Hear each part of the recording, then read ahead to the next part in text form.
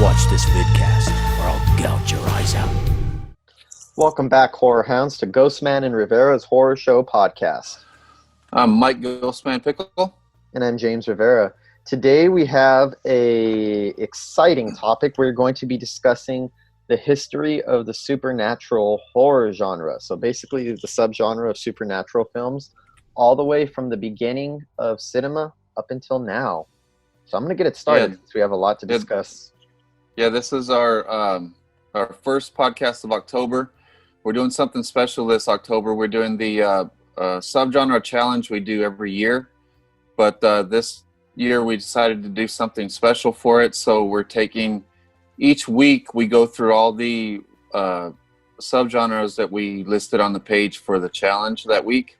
Mm-hmm. We're going to take one subgenre each week and discuss it here on the show. And this time we picked supernatural films. And Dummy Me said we should go all the way back to the beginning and talk about the whole history of supernatural films. And oh my, jeez, is it a task. So let's get started. So I'm going to kick this off because I have a little bit of an oral history here. Well, not so much an oral history. I wrote this all down.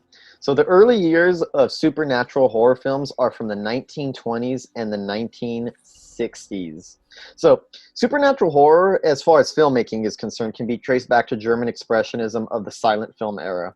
Basically, German Expressionism was able to take advantage of a new unexploited art form. Because when German Expressionism came out, the style, cinema was relatively new, and the rules for making a film were not yet very well established. Using the medium of film, German Expressionist films use severely exaggerated and impressionistic uses of shadows and the dark. The unique atmosphere that this film style offered was perfectly suited for chilling tales of the supernatural. Before that, there was a lot of supernatural horror, but it was mostly in the form of literature. Whereas literature attempted to build atmosphere through the use of detail and description, film could establish atmosphere with the combination of carefully selected visuals, exaggerated shadows, and eerie music. Which brings us to the earliest example of a supernatural film, and some would argue the first horror film ever in existence, at least that's according to Roger Ebert, The Cabinet of Dr. Caligari from 1920, the German Expressionist film directed by Robert Wiene. The movie featured a lot of tropes that would become standard in later supernatural horror films. The movie revolves around a supernatural specter assumed to be responsible for a series of killings. Ultimately, the explanation for the explanation is not supernatural, but it was the first film to explore this concept using the different medium of film. So basically, The Cabinet of Dr. Caligari is the first supernatural film, but ultimately the explanation for everything that's going on in the movie ends up being more rational. So technically, it's not really supernatural, but it did establish, the rules and the style of the subgenre. Well, even some of the best supernatural movies, they don't end up being supernatural. It's just that the world that they set up, and if it makes you feel like it's supernatural through most of the movie, then it's supernatural as far as I'm concerned. It's a good argument. So the movie was actually kind of popular. So we saw a small handful of releases of supernatural horror films in the 1920s. Now, bear in mind, it didn't kick off a giant wave. This is still the early years of cinema where they're still figuring things out. But it did inspire a couple of movies to come out. One of them was Haxen, which is a German silent horror film. In English, it's called The Witches or Witchcraft Through the Ages, depending on what version you find. The other one is The Magician, a 1926 American silent horror film about a magician's efforts to acquire the blood of a maiden for his experiments to create life. So these movies were a thing, but they were still, supernatural horror was still kind of a rarity at this time. You could see that it took a long time for it to just finally break through, which is why I'm doing the whole first section from the 1920s to the 1960s. Because later decades encompass what 4 decades here could encompass, because it took a while for the genre to really get established. It only peeked its head out here and there from time to time. Yeah, and once it established its popularity, it just grew exponentially, dude. Wow.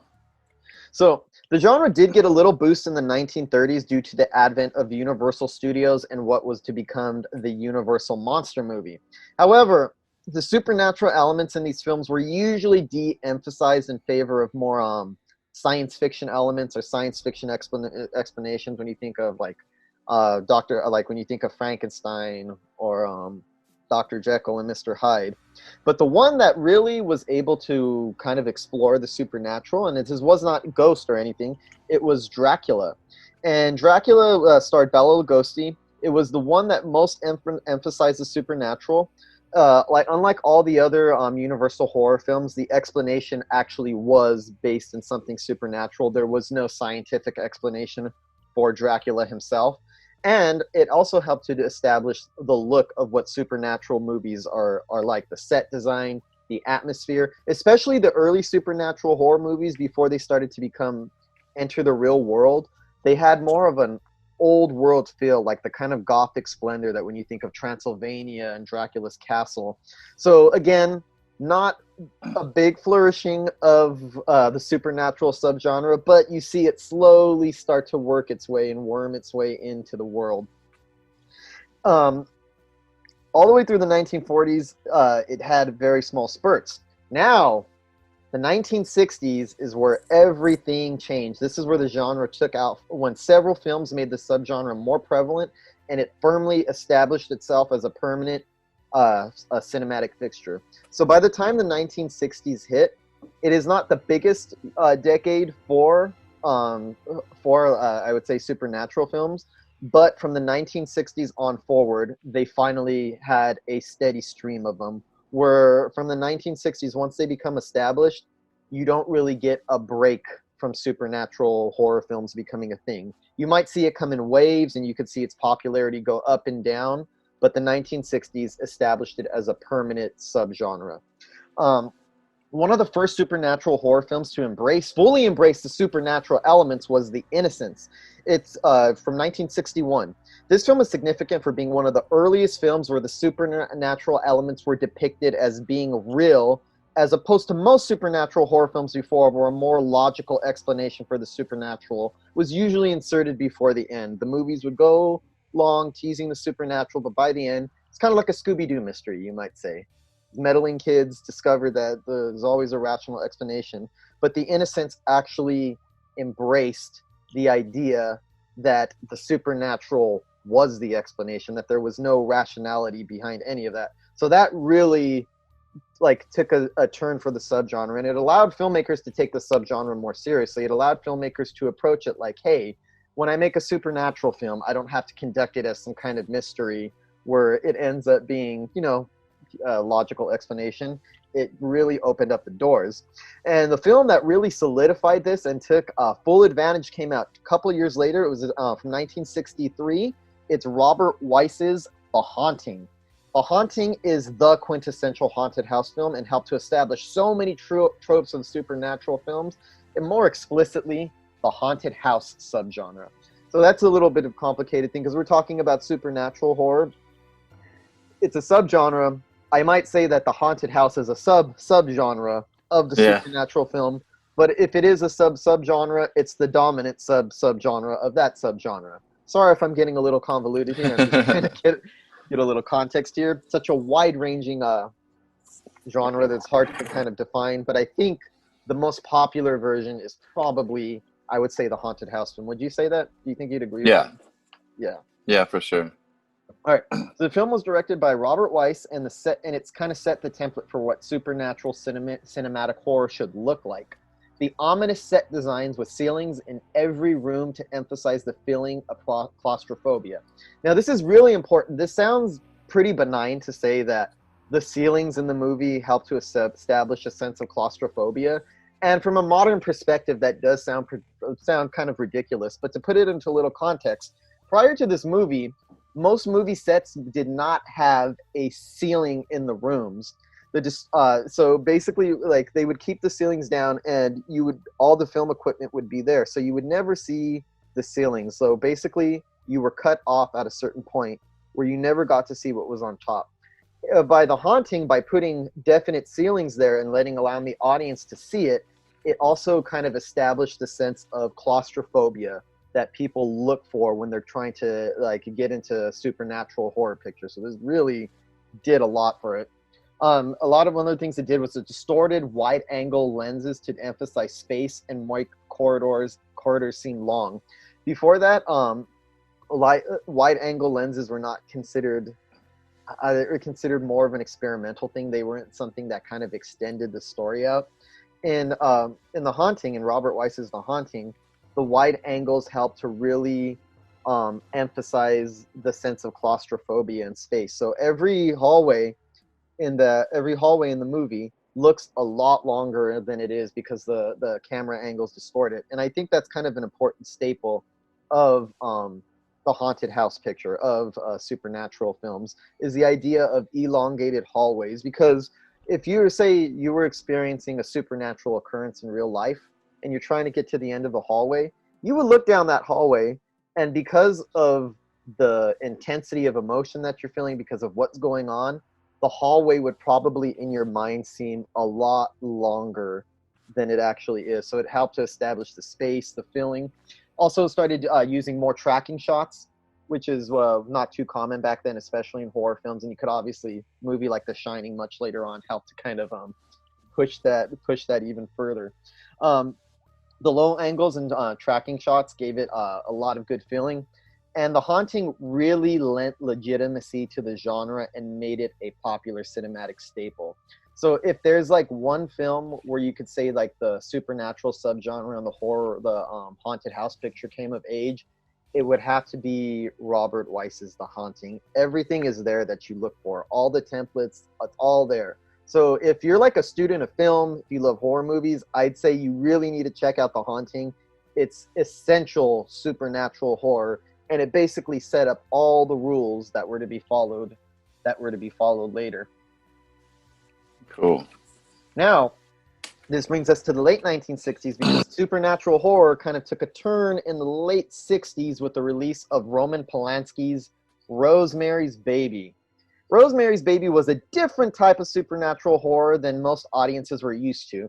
Instead of the usual specters, spirits, ghosts, haunted houses, Rosemary's Baby tackled the idea of witchcraft, Satanism, and the idea of Satan as a living physical entity that could walk among us. So this took the genre even further. I think before that, especially with, you think about the 1950s and how conservative the culture was and kind of like the religious fervor that it's kind of always gripped this nation, let's be honest. I think that people were not looking for supernatural films to deal with the demonic, to deal with Satan or the devil. That kind of removed, I guess, the sense of fun, especially for a country that was as religious as it was. So Rosemary's Baby really took the genre in a completely different turn, was very controversial. People were convinced that Satan was involved in the making the production. And I think it completely, and you're going to go into this next, I know you did 1970, I think it kind of reset the 1970s a little bit, because the 1970s did have a good amount of the supernatural haunted horror films, but I feel like Rosemary's Baby forced supernatural horror in the 70s to go satanic a little bit. Yeah, for sure. So what do you got to say about the 1970s, Mr. Michael?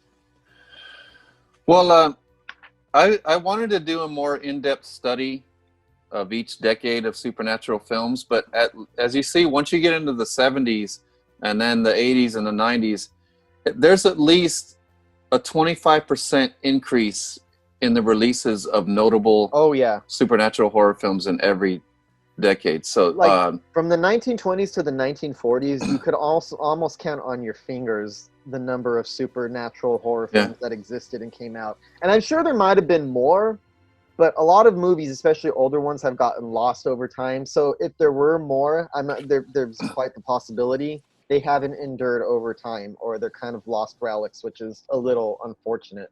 So our knowledge of that is kind of limited. We only have what's preserved to go by. Yeah, and there was a big boom of horror films in the 70s in general, because there was a lot more independent horror films being made, because there was more filmmakers able to make films, because you didn't have to work for a big studio to make a film in the 70s. So there was that meant there was a lot of exploitation films, a lot of violent films, But the supernatural films still maintain their popularity, and especially as you'll see as we go through the decade, you'll see the movies that really stood out. Now, to kick off the decade in 1970 was Wizard of Gore, director Herschel Gordon Lewis, one of the first gore hounds. And it's Probably it's the a first gorehound, actually. yeah, he was the first one to put that type of gore in his movies. It's about a magician who hypnotizes people to participate in a gory onstage illusion. And then in 1971 is one I just watched last night. It's The House That Dripped Blood. It's a really good anthology film, but it's kind of an anthology film because it takes place in this one house. It's a really cool house, by the way. But it all takes place in this one house, and it's they tell 4 stories about it. It's this investigator who's investigating the murders in the house. So this the local law enforcement is telling the guy all the different stories of people that had lived in the house. And it stars Christopher Lee and Peter Cushing in one of their best teaming. Those 2 guys did some great movies together. And it's written by Robert Bloch, who wrote Psycho. And it's directed by Peter Dufell, who did mostly TV. So you can tell it's a higher level writer with a TV director. So the TV feel to it gave it its episodic feel. It gave it its a bit of a campy feel, but it stayed classy because of the writing. And of course, Christopher Lee and Peter Cushing really classed it up. Okay, But it's this is a film that has escaped me for years, and I think I need to watch it now. What were your impressions of it? I really enjoyed it. It's really atmospheric. It's a location that you enjoy being in, and you feel that's why I say it's kind of an anthology film, because the 4 stories really tie together because it's all the same surroundings. Kind of like Pulp Fiction or 4 Rooms or something like that. Yeah. Okay, that makes sense. So it's loosely an anthology, but it's really solid, really atmospheric, really good acting, good writing from the writer of Psycho. Mm-hmm. And then coming up on 1972, the year I was born, is Tombs of the Blind Dead. This is one that there's a handful of ones in the 70s that are my blind spots that I hadn't seen yet. So I've not seen Tombs of the Blind Dead, but it sounds really good. It came from 1972. It's about evil 13th century knights coming back to life. And then also in 72 was The Asphyx, about scientists who try to bottle up the spirit of the dead. And then came the big anthology one, Tales from the Crypt, in 1972 also. Yeah, there you go. And it was to become probably even more popular TV show later on. Oh, yeah. But it's an anthology movie about 5 strangers are stuck in a crypt, and the crypt keeper shows them each their deaths. And then one not so notable that came out that year, but I really enjoyed it, Children Shouldn't Play with Dead Things from 1972. It's director Bob Clark from Black Christmas. It's This movie has been on I've been wanting to watch this movie for years now. Yeah. It's an early entry on Bob Clark's biography, but... So this is before Black Christmas. Yeah, it's before Black Christmas. Interesting. It's not the greatest film, but it's a lot of fun. It's kind of batshit crazy and reanimated corpses running around. So that one's really good. And then we come up to 1973, which was Don't Be Afraid of the Dark. It's about a couple who inherits a house with tiny demon creatures. So as you see, as the decade goes along, the premises get crazier and crazier, and they see that not only is it getting to be more of a popular genre and more of a popular subgenre than supernatural, they've seen that the popularity opened up new ways to explore the subgenre. You know what I mean? And I also think that it being the 1970s also kind of helped the subgenre to become more wild, because the 1970s is like the codes that we used to have were completely lifted on what you're allowed to depict on movies. So the possibilities opened up with the rating system and be able to categorize movies that are for adults, movies that are for children. And the 70s had this sense of freedom where, like, let's try anything because we've never been that unbound before. Filmmakers took over the studios. Studio heads had very little say and left it all to the filmmakers. What a glorious time, too. They left it all to the filmmakers.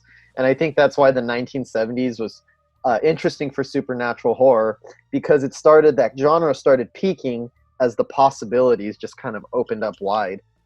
And we're all still enjoying that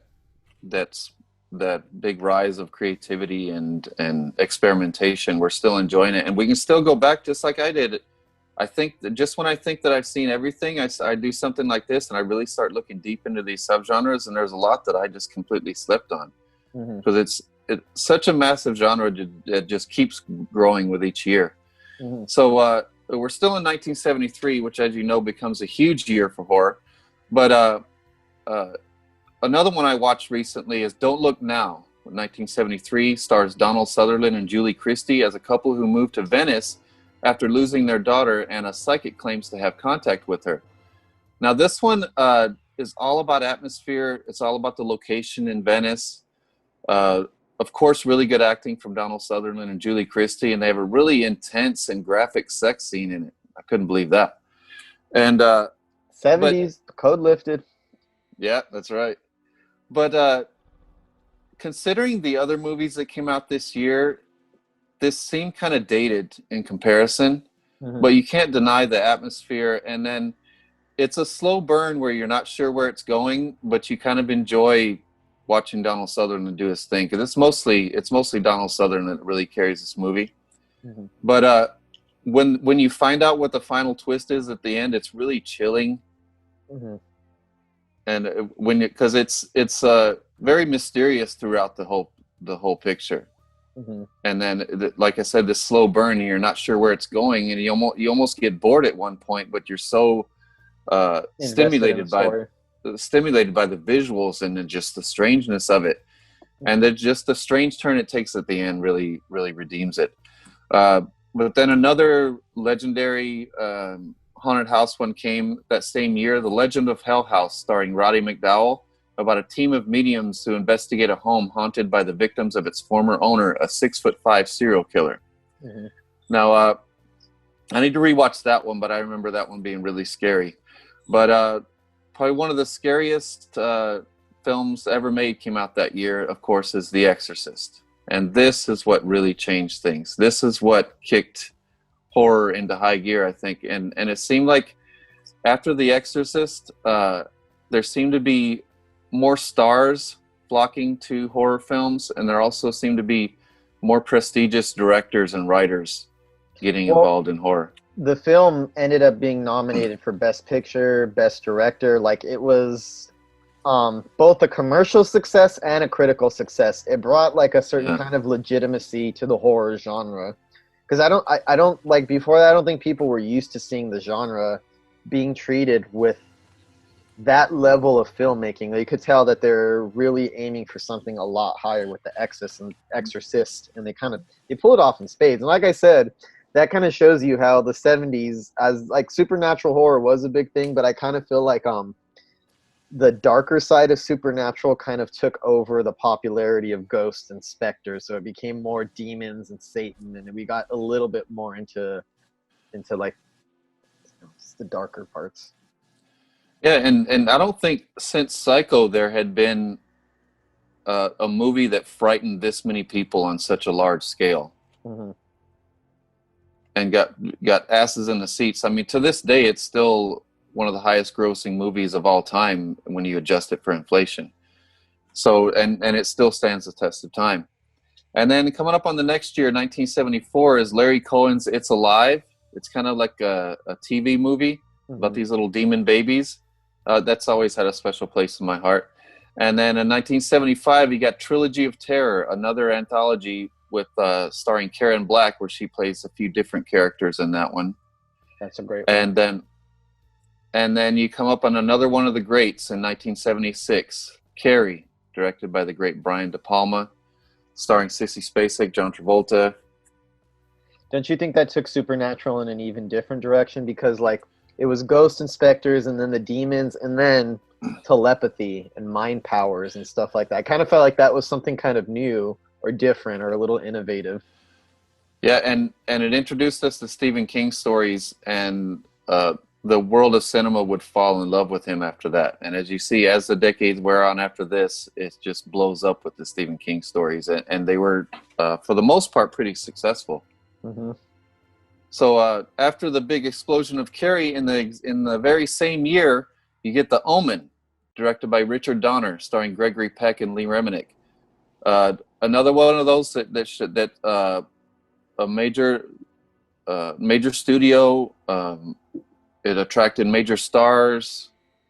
Gregory Peck was the lead of that movie, was known for like more classy films from the 1940s and 1950s. So it was probably must have been a shock at the time for him to Yeah. have that image and then to be headlighting a film about the Antichrist, the spawn of Satan. That just shows you that the sense of legitimacy that horror took on in the 1970s.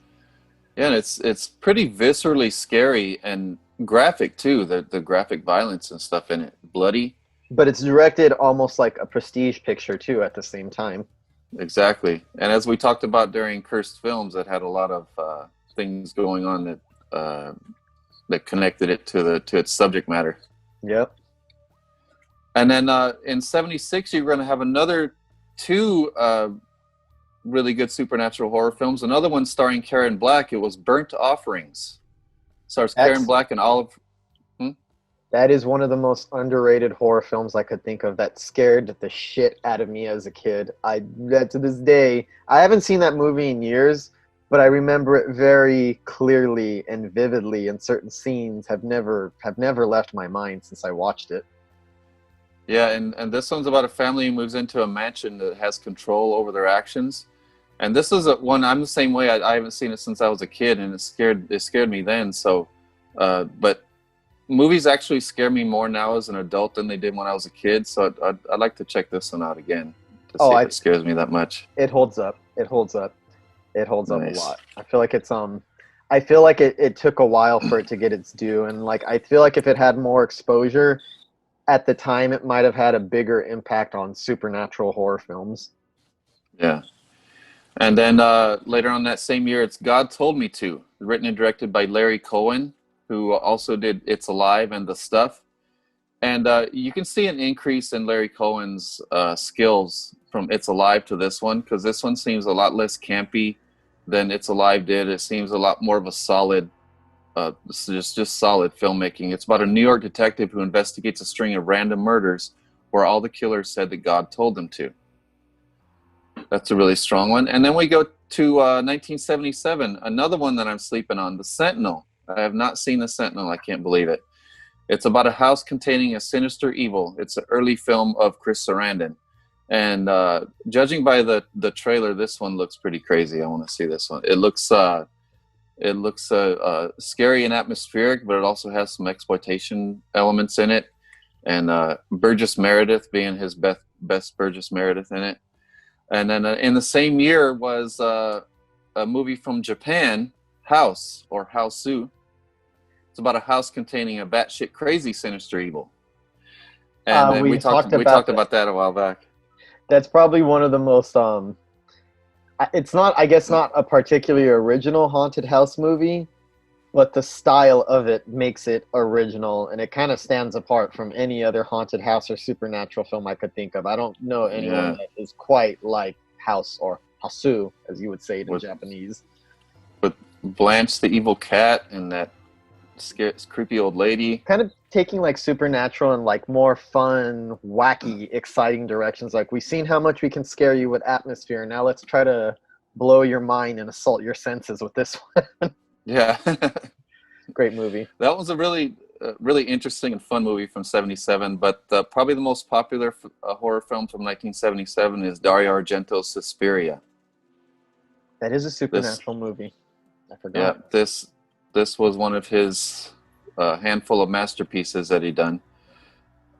So then coming up in the next year, 1978, was Damien, Omen 2. That's 1978. It's they got a lesser-known director, lesser-known stars, but still pretty good. Mm-hmm. Not as good as the first one, but still pretty good. And then in the same year was Magic. This one was a creepy one. It's early Anthony Hopkins movie about a ventriloquist dummy that comes to life. That was 78. And then coming up on the end of the year, you had 3 huge horror films that still stand the test of time to this day. You got Phantasm, written and directed by Don Coscarelli. We talked all about that a while back. We went over the whole franchise. And then The Brood, written and directed by the great David Cronenberg, and that's one of his best films as far as I'm concerned. And then, to top it all off, one of the most popular horror films of the decade, The Amityville Horror, directed by Stuart Rosenberg, who directed Cool Hand Luke, and it was based on a novel by Jay Anson, and it stars James Brolin and Margot Kidder. And it had a modest budget, but it was a huge hit, and it was in the top 10 films of all time when it was released. So it seems like every decade, it gets right to the end of the decade, and some really huge horror films drop. I mean, this one was so big that James Brolin took a cut in pay for a percentage of the gross, and it ended up turning into like $17 million, which would be like $50 million by today's standards. Yeah, it's definitely like it kind of helped like widen the commercial possibilities of supernatural and haunted house films. Yeah, so that's all the supernatural films that I pulled up from the 70s. So if any of our listeners out there know any that I missed, please let me know, please, because there's a lot that I have not seen in this decade. So yeah, leave us comments and let us know. Let us know anything that you feel that we should highlight, or if we missed, we'll try to review it on the show sometime. Now, so the 80s was the king of the slasher movies. So how did we do with supernatural movies in the 80s? Okay, so this is I'm glad you gave me an opportunity to discuss the 1980s, because we're gonna get to to slasher movies, because that did kind of change the trajectory of what horror movies were and what people expected out of them at the time. But before the slasher craze really kicked off, I would say 1980 might arguably be the most important year for supernatural horror films and haunted house movies in particular. So the 80s kicked in 1980, for me, I would argue the most important year. The 80s kicked off the decade with a pair of the most legendary, talked about, and iconic haunted house films of all time. Peter Maddox's The Changeling and Stanley Kubrick's The Shining. Both of these films are iconic and set up new templates for haunted house films and supernatural films moving forward. Both movies use wholly different approaches to the same genre, and most films to come after usually choose to ape, I wouldn't say ape, but usually choose to follow one template or the other. Are we going to go in the Changeling direction, or are we going to go in the direction of The Shining? The best way I could compare this to is, a long time ago I watched a History of Metal documentary, where they basically tried to make the argument that the first 2 metal bands are Led Zeppelin and Black Sabbath. I don't think Led Zeppelin's a metal band, but that's besides the point. Led Zeppelin and Black Sabbath basically are the 2 bands that established the template for the 2 styles of metal. You got the big arena metal, which would be something more Led Zeppelin, a little bit more rocker and upbeat. And then you had Black Sabbath, who was the more doom-laden metal.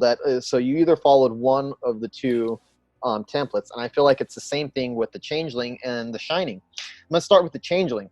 The Changeling managed to tackle supernatural horror from a more emotional standpoint than most people were used to seeing.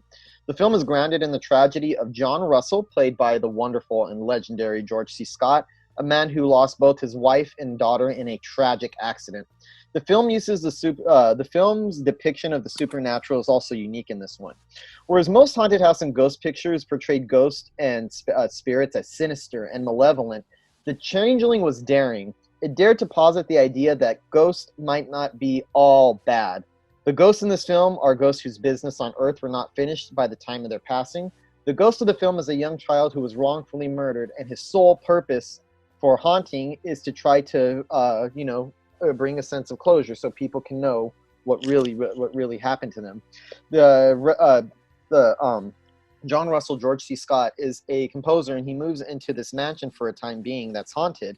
And the young boy who's haunting the mansion recognizes the pain that John is going through. He's aware that he just lost his family. He's aware that he's his daughter. And I wouldn't say he manipulates that, but the ghost kind of like uses the knowledge of like his heart and his compassion to try to get through him. So throughout the movie, we get to learn what really happened to the young boy in the mansion, and George C. Scott makes it his mission to expose the truth about what happened. So for me, this is like The Sixth Sense is a clear descendant of this movie.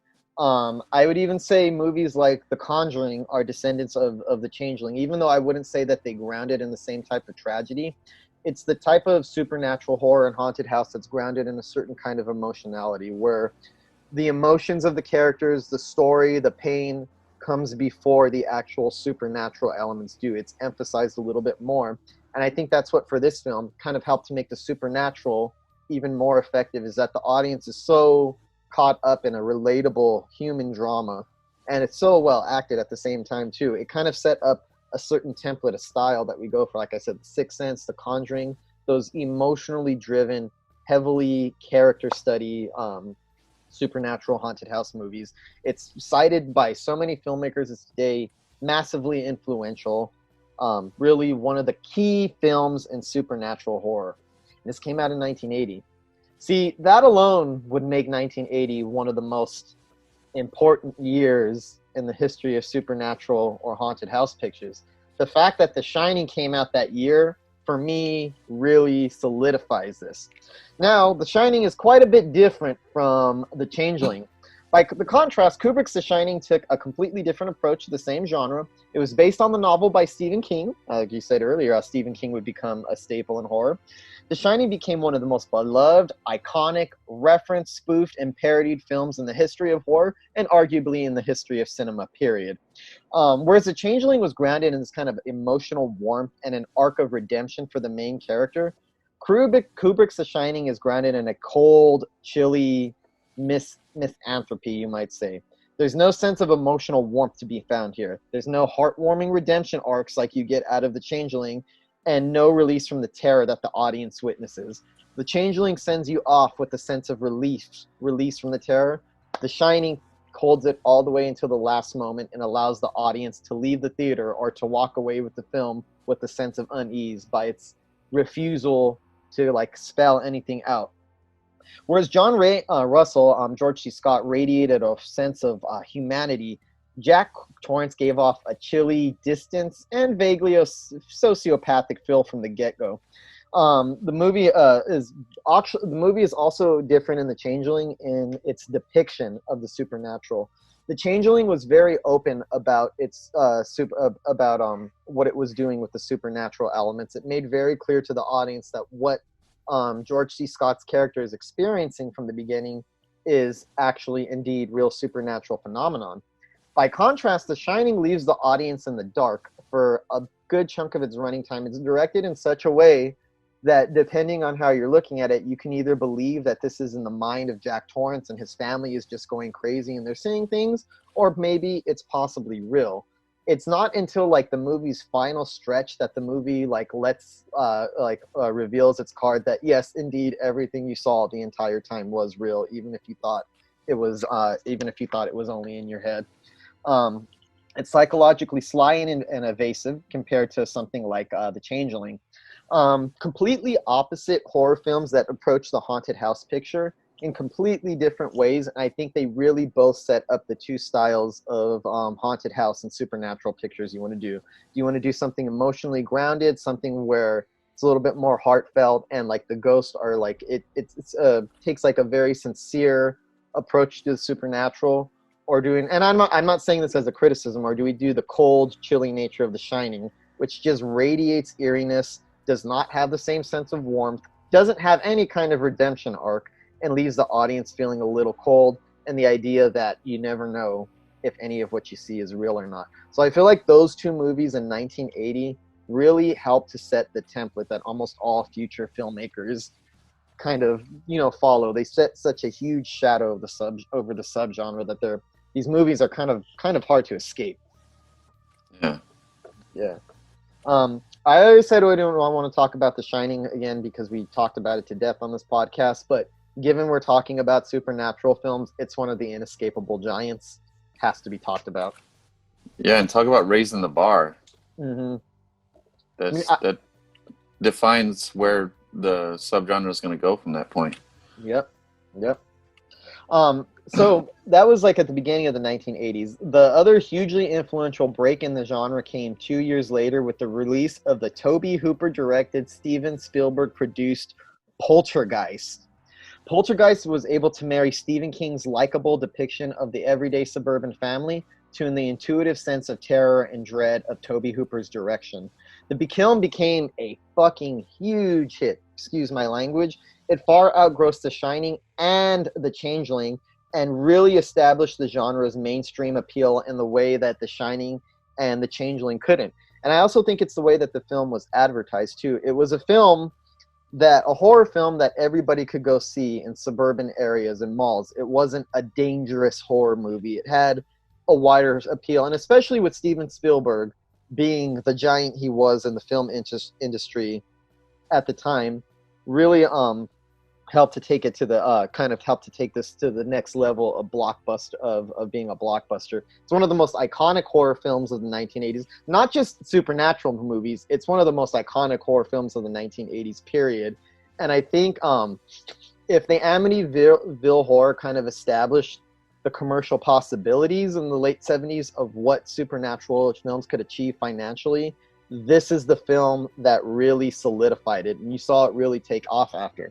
Now, on the other end of the spectrum of films like this, blockbuster supernatural films, we had Ghostbusters. Ghostbusters saw the commercial potential supernatural films that Poltergeist exploited and pushed it even further by adding a healthy dose of comedy into the mix. The film was a massive financial success that spawned a lucrative franchise and became one of the largest staples of 80s popular culture. Now, I know the Ghostbusters is more on the light, fun end spectrum of horror films and supernatural films, but it is a supernatural horror film, horror comedy, horror nonetheless, and I think it's one of the ones that's very instrumental in, supernatural horror films in the 80s. It's so big and it looms over culture to this day. You could see its influence on things from Stranger Things to it's all over the place. So that's another big one. And it showed that horror comedy was a viable subgenre too. Yeah, so I actually did two things at once. Horror comedy is a viable subgenre, and the full commercial possibilities of I'm having a brain fart, of supernatural horror films. Let me pause this 1 second. Okay. All right. So here's the other end of the spectrum of supernatural horror in the 1980s. There is a catch, because as much as big as The Shining and The Changeling were, and as much as Ghostbusters and Poltergeist really solidified its commercial appeal, the supernatural horror film was kind of undercut in the 1980s by the advent of the slasher film. The rise of the slasher film really curbed supernatural films for a little bit.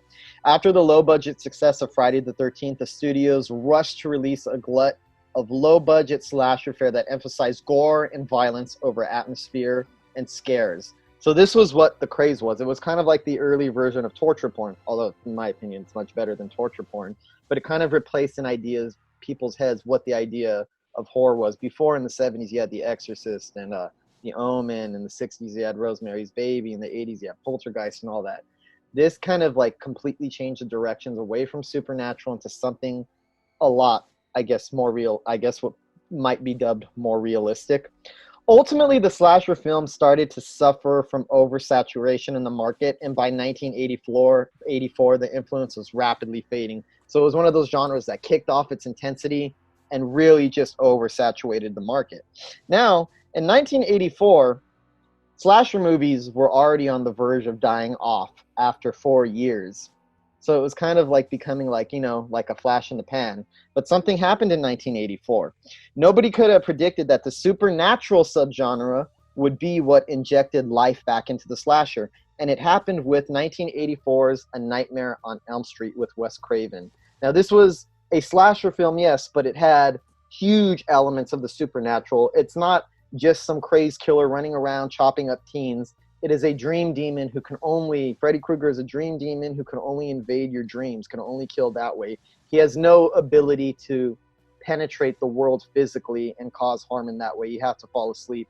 It tapped into the fears of falling asleep, and it really revitalized the slasher and the supernatural subgenre at the same time. And I don't think anybody could have predicted that by combining these two subgenres together, you would get something completely unique and original out of it at the time. Complete, unique, and original out of the time. So, like, because of that, we saw slasher movies kind of start to take on more supernatural aspects. Like, one of the best examples of this is the Slumber Party Massacre 2, which took full advantage of this newly discovered genre hybrid. The original Slumber Party Massacre is your standard slasher fare. The second one, clearly influenced by A Nightmare on Elm Street, makes the killer a supernatural killer who plays rock guitar, which is kind of besides the point. Kind of point. So you saw this weird little thing happen in the 1980s where supernatural films were dying out on their own and slasher films were dying out on their own, but when they combined, they really revitalized each other. I don't think anybody could have predicted such two disparate subgenres would come together as the kind of hybrid that they were and really like inject new life in it. Another of the significant ones of the slasher supernatural hybrid is Child's Play, 1988. Introduced us to Charles Lee Ray, the Lakeshore Strangler, the serial killer who used voodoo to transfer his soul into a doll in order to save himself as he was dying. The voodoo angle really kind of took the horror in a new direction.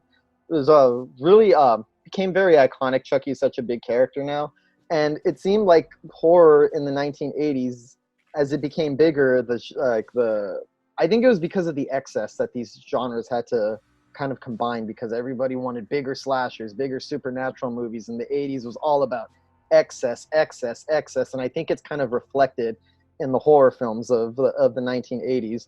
So you saw like early supernatural movies, the slasher craze, supernatural taking over the slasher, and then towards the end of the decade we start getting back into supernatural films becoming more of a thing again, and more in the form of vampire movies, which is still supernatural but not supernatural in the way that we depict, with the release of films like Near Dark and The Lost Boys. Much like Shining and The Changeling before it, these two films, I feel like, kind of set a new template for vampire films moving forward. Are you going to go for the dark, gritty realism of Near Dark, or do you want to go for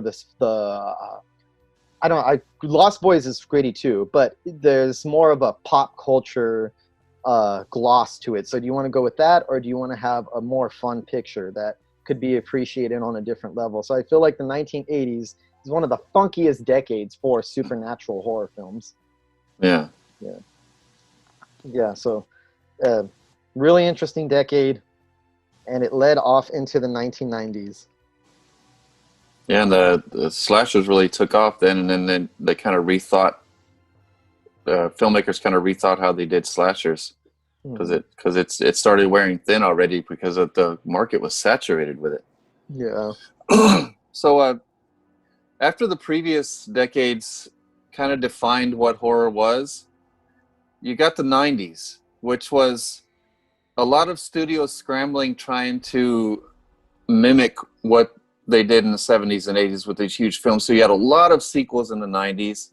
And then you also had a lot of teen screams, because they realized that how horror was so marketable to younger audiences now. So you get a lot of teen screams. But still, just the sheer amount of releases that came out, you were bound to get some gems in there. So in this one, you got a lot of sequels and a lot of teen screams being the most popular horror films, but then you get a lot more little hidden gems that didn't get the accolades that they deserve. This is when I think the 90s is when the hidden gems really started coming into play and really started saturating the genre a little more. Just like in 1980, we started out this decade with a great George C. Scott film. It's a sequel. Exorcist 3 came in 1990, written and directed by the great William Peter Blatty, who was the author of the original novel, and of course starring George C. Scott and the great Brad Dourif. So this was right in the middle of his Chucky fame. He had just done Child's Play 1, and he was about to do Child's Play 2. So that this is really understated performance by him. We went all over Exorcist 3 in a few podcasts back. But then later on in the same year, you got Child's Play 2, written by creator Don Mancini, but directed by John Lafia, who directed Man's Best Friend with Lance Henriksen. And this showed the return of Brad Dourif, and arguably better than the first one. I don't think so. I personally like the first one better, but a lot of people like the second one better. They think that everything about Child's Play 1 was perfected in this one and kind of amped up. More action, more horror, more blood. More Chucky. More Chucky, yeah. A lot more Chucky. A lot more Chucky talking because he stayed inconspicuous through most of Child's Play, but then he was right there from the beginning for Child's Play 2. I think that's why a lot of people like it even more. Yeah. And then in 1990, you got Stephen King's It, which was actually a miniseries on television. It was directed by Tommy Lee Wallace, who also directed Halloween 3. Had Tim Curry in an amazing performance as Pennywise. Jonathan Brandis, a popular young actor at the time. John Ritter was popular. And it had Emily Perkins played Bev. She went on to do one of my favorite werewolf films, Ginger Snaps. But as we've seen since then, it's kind of lost its magic a little bit since I watched it back then. But back then in 1990, it was huge. Everybody was tuning into it. Everybody was traumatized a generation of kids. I feel like if anybody who was a kid when that miniseries came out grew up terrified of clowns. Yeah, I mean, Pennywise turned into a giant spider, which was disappointing in the final act, but you can't deny the sheer terror of Tim Curry's performance as Pennywise. That just it shook horror fans all over the world with that one. And then in the same year, you got Clive Barker comes back with Nightbreed. It was written and directed by Clive Barker, and it's about a troubled young man played by Craig Schaefer, who's drawn to a mythical place where monsters hide. And this is the one where not only did it give Clive Barker a way to explore different like subgenres of horror, it also allowed him to showcase so many different cool creatures with all these practical effects. So I need to say something. I had a glaring omission by not mentioning Hellraiser in 1980 supernatural horror. I apologize to the audience. That was a massive fuck up on my part, because it is one of the great horror films of the 1980s. And it's the Hellraiser franchise is a different type of supernatural than what you're used to. You can't even really define it. It's not really hell in the traditional sense that we think of. These are not demons in the traditional sense that we think of. They're not ghosts in the traditional sense that we think of. I kind of feel like that's one that franchise in general took supernatural horror in so many new directions with what it was doing, such as the imagination of Clive Barker, that he could take elements that are on the surface familiar, but wholly unlike any version you've ever seen of them before. Yeah, and if you were so used to Hellraiser and you're expecting another Hellraiser, this is not that. It's much campier. It's got more comedy to it. There's more of a fun devil may care aspect about it, and Craig Schaefer kind of hams it up a little bit as the lead. But overall, just a really cool movie with a lot of really cool monsters in it. So that was the main 4 releases of 1990. So I'm going to do this because, as I said, it increased a lot from decade to decade. So there's so many films in this decade. What I'm going to do is go to each year and put the most notable releases, and then a few that I would recommend. Now, 1990, just like the end of the decade, it seemed like the beginning of these decades are really popular with horror too. So I would recommend First Power. That was from 1990. It's Lou Diamond Phillips chases a demon who jumps from body to body. That one's a really good one. The Guardian, directed and co-written by William Friedkin, about a couple who hire a nanny who is a magical nymph who sacrifices infants to an evil tree. Why have I never heard of this before? Oh, sounds like something I should have seen years ago. Yeah, it's weird. It's atmospheric. Just when you think it's going to be highbrow, it goes lowbrow with some crazy campy stuff. I've always loved The Guardian ever since it came out.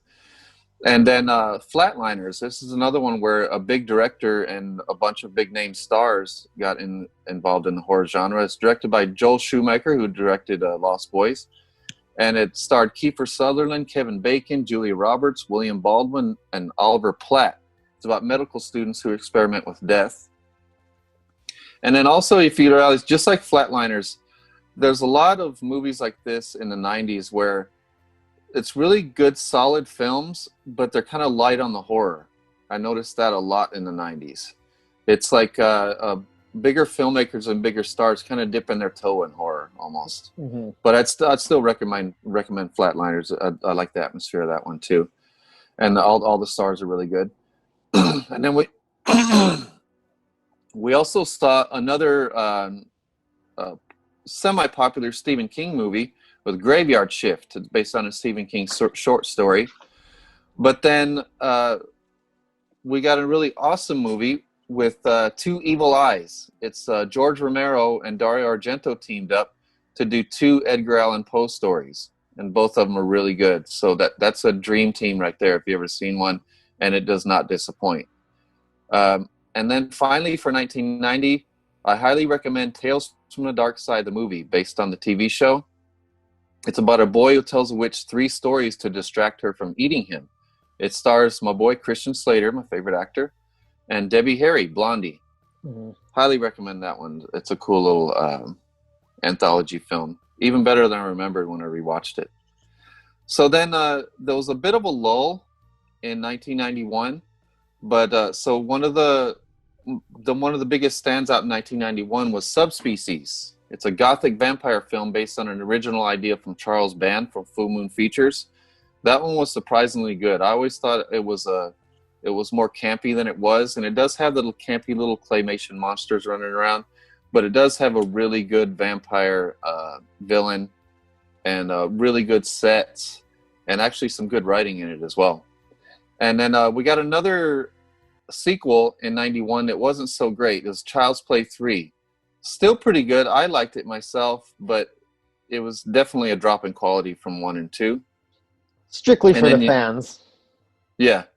And then you got another just straight terrible sequel, which is Freddy's Dead, The Final Nightmare. But then Bernard Rose saved us in 1992 with Candyman. So Bernard Rose wrote and directed, and it's based on The Forbidden by Clive Barker. So another time where Clive Barker is bringing us some good horror stories to really highlight. And this is definitely one of the highlights of 1990s horror. Oh yeah, of all subgenres of horror, period, it's one of the highlights. It's another one of those. It's like I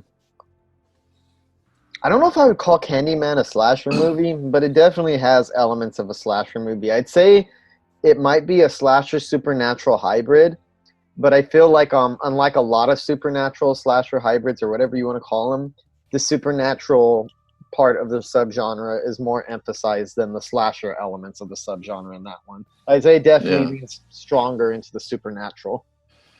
Yeah, it's gothic horror, it's supernatural, it's slasher. Mm-hmm. It's got an iconic performance from the great Tony Todd. And it's a movie that still stands the time to this day. Some people are still afraid to say his name in the mirror. And we're getting a new Candyman coming up, so we'll see how that goes. So that'll probably spur another some more interest in Candyman again when the new one comes out. So that same year in 1992, we got probably one of the best sequels of the decade, Army of Darkness, written and directed by Sam Raimi. And it brought Bruce Campbell back to the Evil Dead world, but it took him to a medieval world. So it just completely turned the franchise on its head and just did something completely different from the first two. See, and it made Bruce Campbell more of a star. Bruce Campbell was more of a action hero in that one, and like a comedy horror icon. Yeah, you notice like to the mid 80s and it seems to go all the way into the early 90s that like a lot of supernatural horror seems to be taking on goofier elements. Embracing it before. I'm pretty sure that's the Ghostbusters effect. Yeah, and those claymation skeletons is awesome. So then that was the major releases from 1992. But the ones I'd like to recommend from that year is Pet Sematary 2 from 1992. It's directed by Mary Lambert, who directed the first one, and it stars Edward Furlong, and one of the best performances of Clancy Brown's career. I love Clancy Brown, and that's one of the best performances I've seen. Once he is a dead guy walking around, he's funny, he's scary. The movie has a campy quality to it, so it's a lot of fun. It also has some action elements to it, and I don't know if I told you before, but this is one of my greatest experiences of the 90s in the movies when I went to see Pet Sematary 2, and this lady brought her kids, and I'm like, well, it probably won't be as bad as the first one. It's probably just a cash grab, but it ended up being a good, solid film. And by the end of the film, this lady's son was grabbing he was like 8-year-old boy. He was grabbing his hair like this and pulling it and screaming bloody murder. That movie scared him so much. So it's a good mixture of scares and comedy. And then a lesser known supernatural film from 1992 was Ghost Watch. It's sort of a BBC mockumentary about paranormal investigators, and it has like a bit of a campy spirit to it, but it also has a level of realism to it, and it has some truly scary moments. So that's one I need to go back and watch too. So that one's really good. And another sequel that a lot of people don't seem to like, but I do, it's Hellraiser 3. It's directed by Anthony Hickox, who directed Waxwork. I thought it was a really solid one. It was a dip in quality from 1 and 2, but I do think it's more of a crowd-pleasing type of element to it. I think this goes with something I said earlier. It's exemplary, especially you see it with the Hellraiser franchise and horror in general, of from the 80s to the 90s, the goofier elements being pumped. I'm not saying that's a goofy movie, but there's some stuff in there that I personally find quite campy. Yeah, well, compared to 1 and 2, it's pretty goofy. Yeah, but I could see that effect linking in. So, and also you got another cheesy sequel that year, Amityville, It's About Time. It's directed by Tony Randall, who directed Hellraiser 2. It's not quite as good as Hellraiser 2, but I enjoyed it quite a bit. But it's about a haunted clock that was taken from Amityville. So it's not even about the Amityville house. It's about a haunted clock. And then we go on to 93, which still, we're still suffering kind of a lull in supernatural films in 1993, because the most notable release of that year for me is Leprechaun. It has a young Jennifer Aniston, and Warwick Davis plays a great Leprechaun. And this is another that was to go on to more sequels and stuff. None of the sequels ever held up to the first one, and the first one's even campy and fun and silly. So but it's like I really like it. Supernatural slasher like Chucky, but more absurd. Yeah, it's like yeah. If you can get more absurd than Chucky. Well, they did it. Yeah, and then we had 2 really solid Stephen King films that year. They weren't huge hits, but they were cult favorites. It's The Dark Half and Needful Things. Both really solid films, Stephen King films. And then another sequel that came that year that I liked that nobody else does, Jason Goes to Hell. But I mostly like it because it stars John D. DeMay, who played Ryan in the Friday the 13th series. So I nerded out on that, and of course Kane Hodder as Jason. So that's like the first Friday the 13th movie that could, I mean, I guess he's kind of supernatural as it is, but that's not enough. Jason's already supernatural, but that's not enough to me consider his movie supernatural or slasher movies.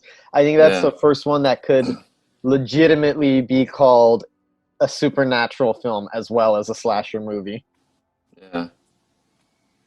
So then the next year we got one of the best films of the 90s, and it's also a sequel, Wes Craven's New Nightmare from 1994, written and directed by Wes Craven, and you can tell it's Heather Langenkamp returns, so does Robert Englund, but they both play themselves, and then Robert Englund also plays Freddy. And then it has a great performance by Miko Hughes, who played Gage in Pet Sematary. So we talked about this film quite a bit. It brought the meta to what we were going to see later on in the 90s. Mm-hmm. It brought that meta feel to horror and kind of let us step behind the camera. And it's a brilliant idea from Wes Craven to kind of revitalize the franchise that had almost died with Freddy's Dead. And I kind of feel like that it was already that franchise is already a slasher supernatural hybrid. I feel like that one pumped up the supernatural elements further than even the previous ones had already done. Yeah. And then that same year we saw two more sequels. Phantasm 3, Lord of the Dead, which we already discussed, is directed by the great Don Coscarelli, and he brought Reggie Bannister back as Reggie. One of the weaker entries in Phantasm, but still strong and still a must-see if you're into the whole franchise. It's kind of a must-see as part of the franchise. Even if it's not as good as the other entries, it does have some important story points in it and some really good scenes. And also one of my favorite sequels of the decade, Night of the Demons 2, 1994. Mm-hmm. Now, a lot of people wouldn't agree with me, but I would say this is just as good as the first one. It has the spirit of Night of the Demons. It has Angela from Night of the Demons. And it just had, and they even do more gags, like Night of the Demons had the lipstick through the boob thing. Mm-hmm. And then in Night of the Demons 2, you had another little lipstick scene that was really stood out. Mm-hmm. So that was the main standouts from 1994. Then you get to 1995, which had one of actually my favorite John Carpenter film, In the Mouth of Madness, directed by John Carpenter, starring the great Sam Neill, and written by Michael DeLuca, who wrote Freddy's Dead. So I don't know how Michael DeLuca went from writing that shitty Freddy's Dead to writing In the Mouth of Madness, but he did an excellent job here. Well, a lot of the brilliance of In the Mouth of Madness comes from the way that it's directed. The script is one of those scripts, like for me, the script of In the Mouth of Madness is a script that can either, if you forget the movie itself, just think about it as a script. Depending on who's directing it, that could either become a masterpiece or something god-awful. I think that is the case of a filmmaker who's suited to his crazy style, like more suited. So John Carpenter, I felt like could tap into what the writing was going for better than whoever directed Freddy's Dead, which I've already forgotten who directed Freddy's Dead. So I think because when you have such outre concepts, you really need a strong director to execute such scripts effectively. And it seems like one of those times where a writer comes up with an idea that's perfect for his style of writing. Mm-hmm. You know what I mean? Yeah. He's kind of floundering on Freddy's Dead, but then you get to this one, and he seems very accomplished and more like a quality writer in this one. Definitely. And plus, it probably has a lot to do with John Carpenter. Mm-hmm. And then we got another really, really good, fun supernatural horror comedy. It's Tales from the Crypt, Demon Knight. Came out in 1995, directed by Ernest Dickerson, the director of Juice. We met him, very nice man. Mm-hmm. Stars Billy Zane, William Sadler, both an excellent performance from both of those guys. It's about a man on the run who is hunted by a demon. Mm-hmm. Then comes another one that's not quite horror. This is another one of those that I talked about in the 90s where they went soft on the horror, but had a really good story and stars. The Prophecy from 1995 stars Christopher Walken, Mm-hmm. Elias Koteas, Virginia Madsen, Eric Stoltz, and Viggo Mortensen as the devil. It's about Archangel Gabriel comes to Earth to collect a soul so he can stop the war in heaven. And this is notable in the horror genre mostly because of the performance of Christopher Walken as Archangel Gabriel and of Viggo Mortensen as Lucifer. Now, it's a fairly short amount of time he's on screen, Mm-hmm. and he's not in some crazy makeup or anything. It's just Viggo Mortensen sitting there with his hair slicked back, and he is chilling. Mm-hmm. He feels like Lucifer, and he brings like a creepiness to the movie where it's It's mostly like an action adventure type of movie, but then when Vigo comes, he really brings the horror without really doing much, with just speaking. Yeah. That's how good he is in it. And then you get another Clive Barker movie. It's not as good as his others, but still pretty solid. Lord of Illusions from 1995, written and directed by Clive Barker once again. And starring Scott Bakula from the TV show Quantum Leap. And then Candyman, Farewell to the Flesh. Another one, pretty good, not as good as the first one, but definitely worth a watch. And, Can I be honest with you? I what? watched that in quarantine. I thought it was dreadful. That's Really? just my take. Yeah, I thought it was dreadful. But I might think the same if I rewatch it. But. rewatch it. We'll talk about that in the future on the podcast. In fact, we'll probably do a whole Candyman special the closer it gets to that. But we'll tackle that sometime because I have a lot to say about that one. Okay. Okay. And the last one I'll talk about from 1995 is a pretty flawed movie, but I recommend it nonetheless because I think it has enough going for it to make it entertaining. It's Hideaway from 1995, based on a novel by Dean Koontz. I don't know why Dean Koontz's stories never broke into horror, but maybe they're too fantastical, because I think that was the problem here. It was a bit too fantastical because they had to overly use CGI. And this is another thing about 90s movies. They brought in a lot of CGI, and it hadn't been well developed yet. Mm-hmm. So it was very Journey into the Mind's Eye type of cheesy animation. But it's still good. It stars Jeff Goldblum, Alicia Silverstone, and Jeremy Sisto. I've always liked Jeremy Sisto, and he's really good and really sinister in this. It's about a special medicine that brings you back from the dead. Now, before you leave 1995, I do think one of the essential ones from that year that you're missing is Rusty Cundiff's Tales from the Hood.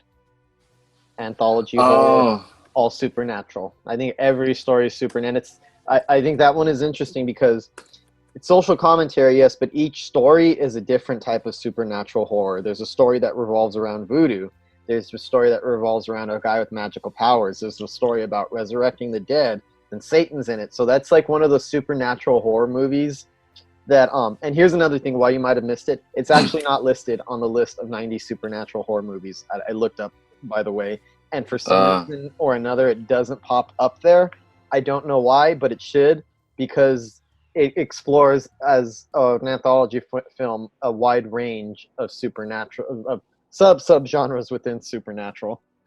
Yeah, I feel bad that I missed that because I've mentioned quite a few anthology films that kind of help. It gets glossed over. Define.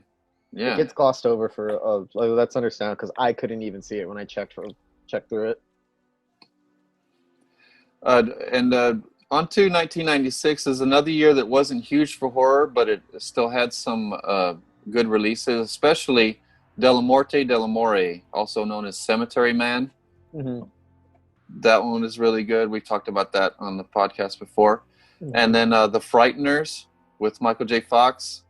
A little more, a little too adventure for my taste, but it still has some really quality scenes. And that's when this one also had a lot of CGI. And this is when they started getting a little better with the CGI. Definitely. And then also from that year, another one of those movies that went soft on the horror, but it's still a really good movie, The Craft from 1996. And that one's being remade right now. It's a reboot that takes place in the same universe. At least that's what's being suggested from what I've heard. We'll see. Yeah, it's I guess it's a sequel, and Nancy and all them do exist in this world. And there was everything in The Craft happened, so this is a sequel. So I don't understand in the trailer why they have to say, "We're the weirdos, mister." I was watching and I was like, all right, I'm in. I'll check it out. It might be good. And then when they had them say, "We're the weirdos, mister," I was like, why would you have them copy that same line if it's a sequel? That could be possibly just for marketing, because we know not all of those scenes actually make it into the movie. Yeah. Hopefully it's not even in the movie. That's what it is. Yeah. Hopefully they just did it for the trailer. And then we come to 97, once again, not huge for supernatural horror films. And even the most notable release, which is Event Horizon, which we've talked about that movie at length because I love it. It's my favorite sci-fi horror film. But even this was a flop in the box office. It didn't become popular until it was a cult hit later on. That's But that's an interesting one because I don't think that's a genre hybrid you see often. Sci-fi horror and supernatural horror are two vastly different things, and that is one that successfully managed to combine both of the science fiction and the supernatural and make it seem organic. Like the supernatural is an extension of the science fiction in that one. Yeah. That's a very unique one in the history of supernatural or sci-fi horror. yeah. So that's probably the most notable release of '97. But also that year was Devil's Advocate. It's a And good one. It's another film, really good, solid film, but it kind of went soft on the horror. You got the big stars. Mm-hmm. It seems kind of a pattern in the '90s, and also Al Pacino played a great Lucifer. Devil, of course. And now then you're going to get to the best year, aren't you? Your favorite? The big year? The biggest year since 1980 for supernatural horror movies? Well, 98. I got to do 98 first. Oh, I'm sorry. I apologize. Oh, you already know I'm talking about 99 when I say that. Yeah, because it really exploded in '99. But in '98, really the only notable releases was, of course, a teen scream, but it was one of the best teen screams ever made, The Faculty by the Robert Rodriguez in 1998. And also that same year, Ringu came out, which went on to be an excellent remake, The Ring. I'll get to that. And then one that I would recommend for that year that's not as known, is not talked about as much, but another one that goes soft on the horror is Fallen by 1998, where Denzel Washington chases after a demon. It's kind of the same premise as the first Power I mentioned with Lou Diamond Phillips, but handled really well, and I love seeing Denzel Washington in a horror film.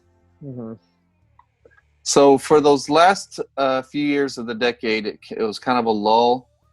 And as much as that was a lull, 1999 was a huge breakout hit year for horror, especially the biggest horror film of the year. The biggest success story of the year, not the biggest horror film of the year, but the biggest success story was the Blair Witch Project. This was also a found footage film. It's the first film that actually scared me, because there were a lot of scary films that I enjoyed when I was a kid, but it never scared me down to my core and made me afraid of the dark. This was the first movie that made me afraid of the dark. So 1999 was the first was the first year where horror films scared me. And that same year was one of the scariest movies of the decade was Sixth Sense. Starred, of course, Bruce Willis and Haley Joel Osment, and directed Toni Collette in one of her first turns in horror, and directed by M. Night Shyamalan. Is still, I believe his best work to date, right? Probably. And then came the Kevin Bacon film Stir of Echoes, which we've seen recently. Kevin Bacon went with that same director and did You Should Have Left. Have you seen Stir of Echoes? Yeah, it's a good movie. That's a really good one. You probably enjoy it more than... Oh, yeah. I thought it was a lot better than You Never Should Have Left. A lot better. That's me, though.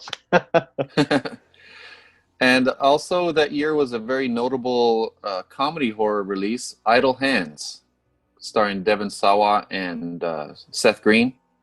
I forgot about that movie. It's a good one. Really, really good horror comedy. A lot of action in it. A lot of good practical effects. A lot of good comedy. And then I have four other films from 1999. One of them I liked a lot, Ninth Gate with Johnny Depp. It's kind of an understated, it's a pretty solid horror film. And End of Days. That's another one where they tried. Yeah, where they went a little soft on the horror, got a big star, made it a big action movie, had him on the commercial say it's End of Days.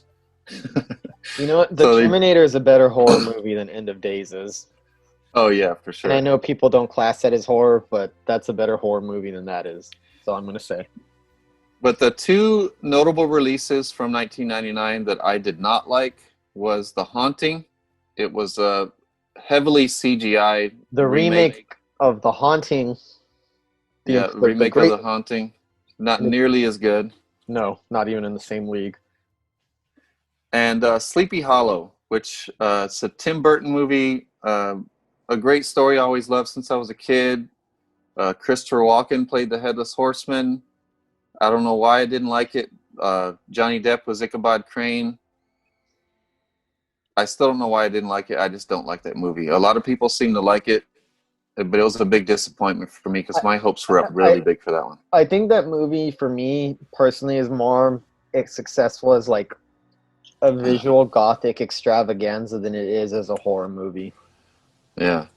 There's something about it where, I mean, it has like really good aesthetic, of course, being it by Tim Burton, but it's missing something in it that would really make it a great horror movie. It's one of those movies that I think has the appearance of a great horror movie and all the ingredients are there, but there's something very essential missing from the mix. That's how I see that one. Yeah. Here's another horror film, another supernatural horror film from 1999 that you didn't like. I'm surprised. I thought this was going to be the other one that you mentioned. House on Haunted Hill. Oh, yeah. I actually like that one. I get why you don't like it. I get why it would be considered a bad movie, but there's something I find endearing about it. Maybe it's just I saw it at the right time in my life.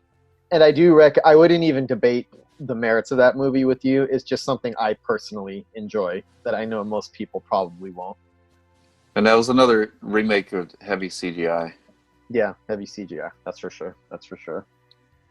Because in the 90s, they thought that they needed CGI to bring the horror, to bring the more fantastical elements, but it's aged terribly.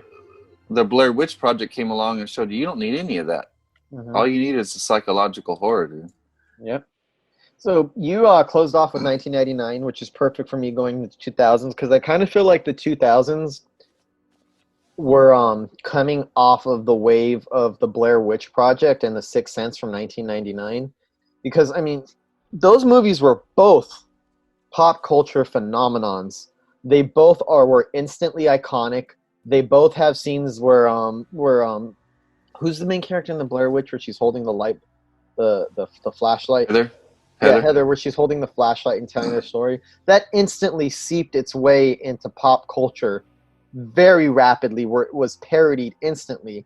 At the same time, Haley Joel Osment with his blanket over covering almost his head, he's like, I see dead people. Yeah. For two supernatural horror films to come out the same year, for both of them to become blockbusters and to both of them to become instantly iconic, there's no way that's not going to have an effect on the horror genre moving forward. So that's kind of what makes the horror genre interesting in the 2000s, especially the supernatural genre, because on the one hand, we're coming off of two of the biggest supernatural horror movies ever made and two of the most iconic movies of the 1990s, coexisting with the advent of torture porn at the same time, which, like slasher, was kind of the big craze, So right off the bat, I think the 2000s gave supernatural horror fans some genuine gems, and two of the best that took advantage of the supernatural craze that I feel was kind of sparked more by The Sixth Sense, in the sense that the way these movies are directed, are The Others and Session 9.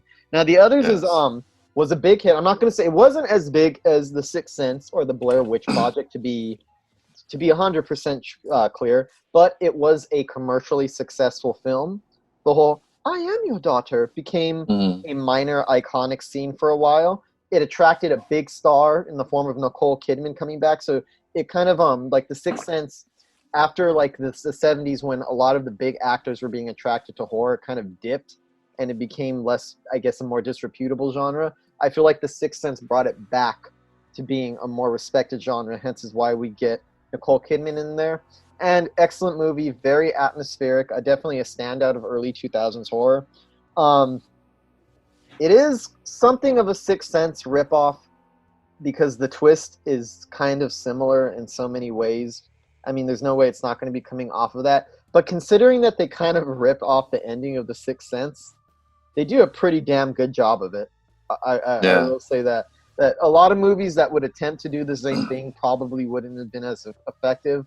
But I feel like that movie, they took a lot of care into making it. Now, the other one that was one of the big ones is Session 9. Much less commercially successful, but better in my opinion. Brad Anderson's film was not a box office smash like the others or The Sixth Sense or the Blair Witch Project, but the film kind of has taken on a cult status throughout the years, and I feel like each passing year you see the film's reputation growing and growing. The film, for me, found new ways to scare us by moving away from the usual locales of supernatural films. Usually we see more haunted house type pictures, maybe a haunted hotel.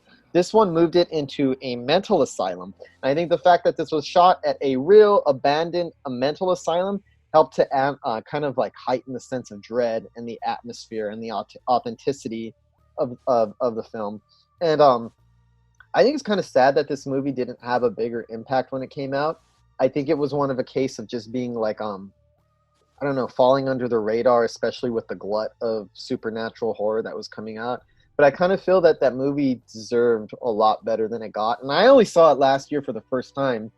And I think it's genuinely chilling. I would actually make an argument that it's a scarier movie than The Sixth Sense. I don't know if not everybody's going to agree with me on that one, but it actually got under my skin to a deeper extent than The Sixth Sense ever did. And everything about it felt so real to me.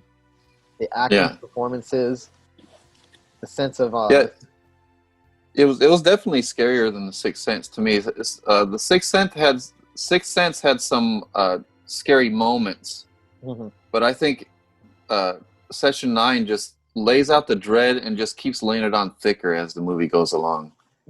It just builds and builds to an intensity, and like The Shining before it, you don't leave the movie with a sense of relief. And that's one of the things that I think it makes it effective, especially if you watch it at night, like I did. You might want to put something happy on after, because it's going to stick with you. It's going to stick with you. So those were some of the two big. But Japanese horror, which you mentioned before with Ringu in the late 90s, that had a profound influence on supernatural horror films in the 2000s, especially in the United States. But like what Ringu did, we didn't really get to see those effects in the U.S. until the 2000s.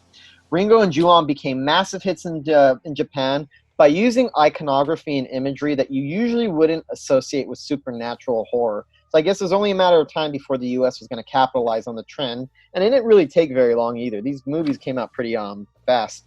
The early 2000s, the U.S. had a flood of American remakes of Japanese supernatural horror films from the previous years. The biggest and most significant of these has to be Gore Verbinski's The Ring. This is another horror film from within the span of like The Sixth Sense and the Blair Witch Project that became instantly iconic. I feel like the instant that movie was released, it was already injected into culture. The whole 7 days, the imagery of it, the whole when she's crawling outside of the television set and crawling towards, like, kind of looks like the audience. She's crawling towards the audience. It was a massive hit. It launched a lot of careers, and it kind of showed the viability of a new type of supernatural horror, because I kind of feel like the Japanese supernatural horror has a much different feel than American supernatural horror.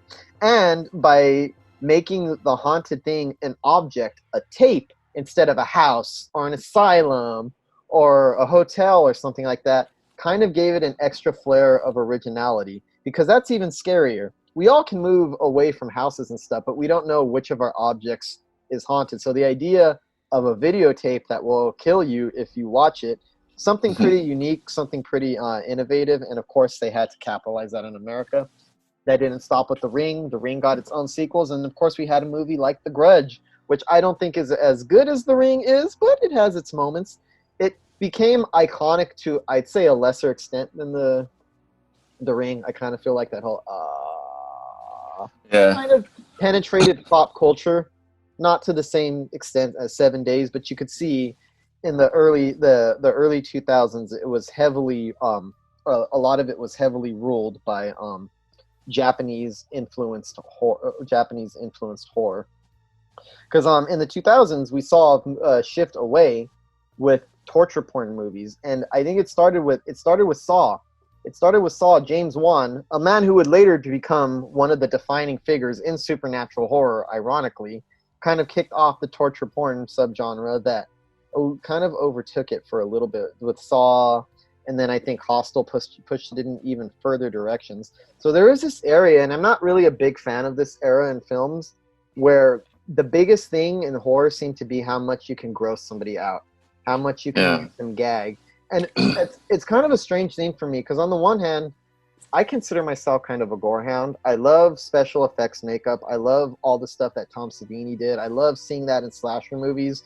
But there was something kind of distasteful that I found about torture porn, where that's all that they had. There was no build-up. For me, anyway, I didn't feel like these films built up the suspense enough. I think Saw did it more successfully than Hostel did.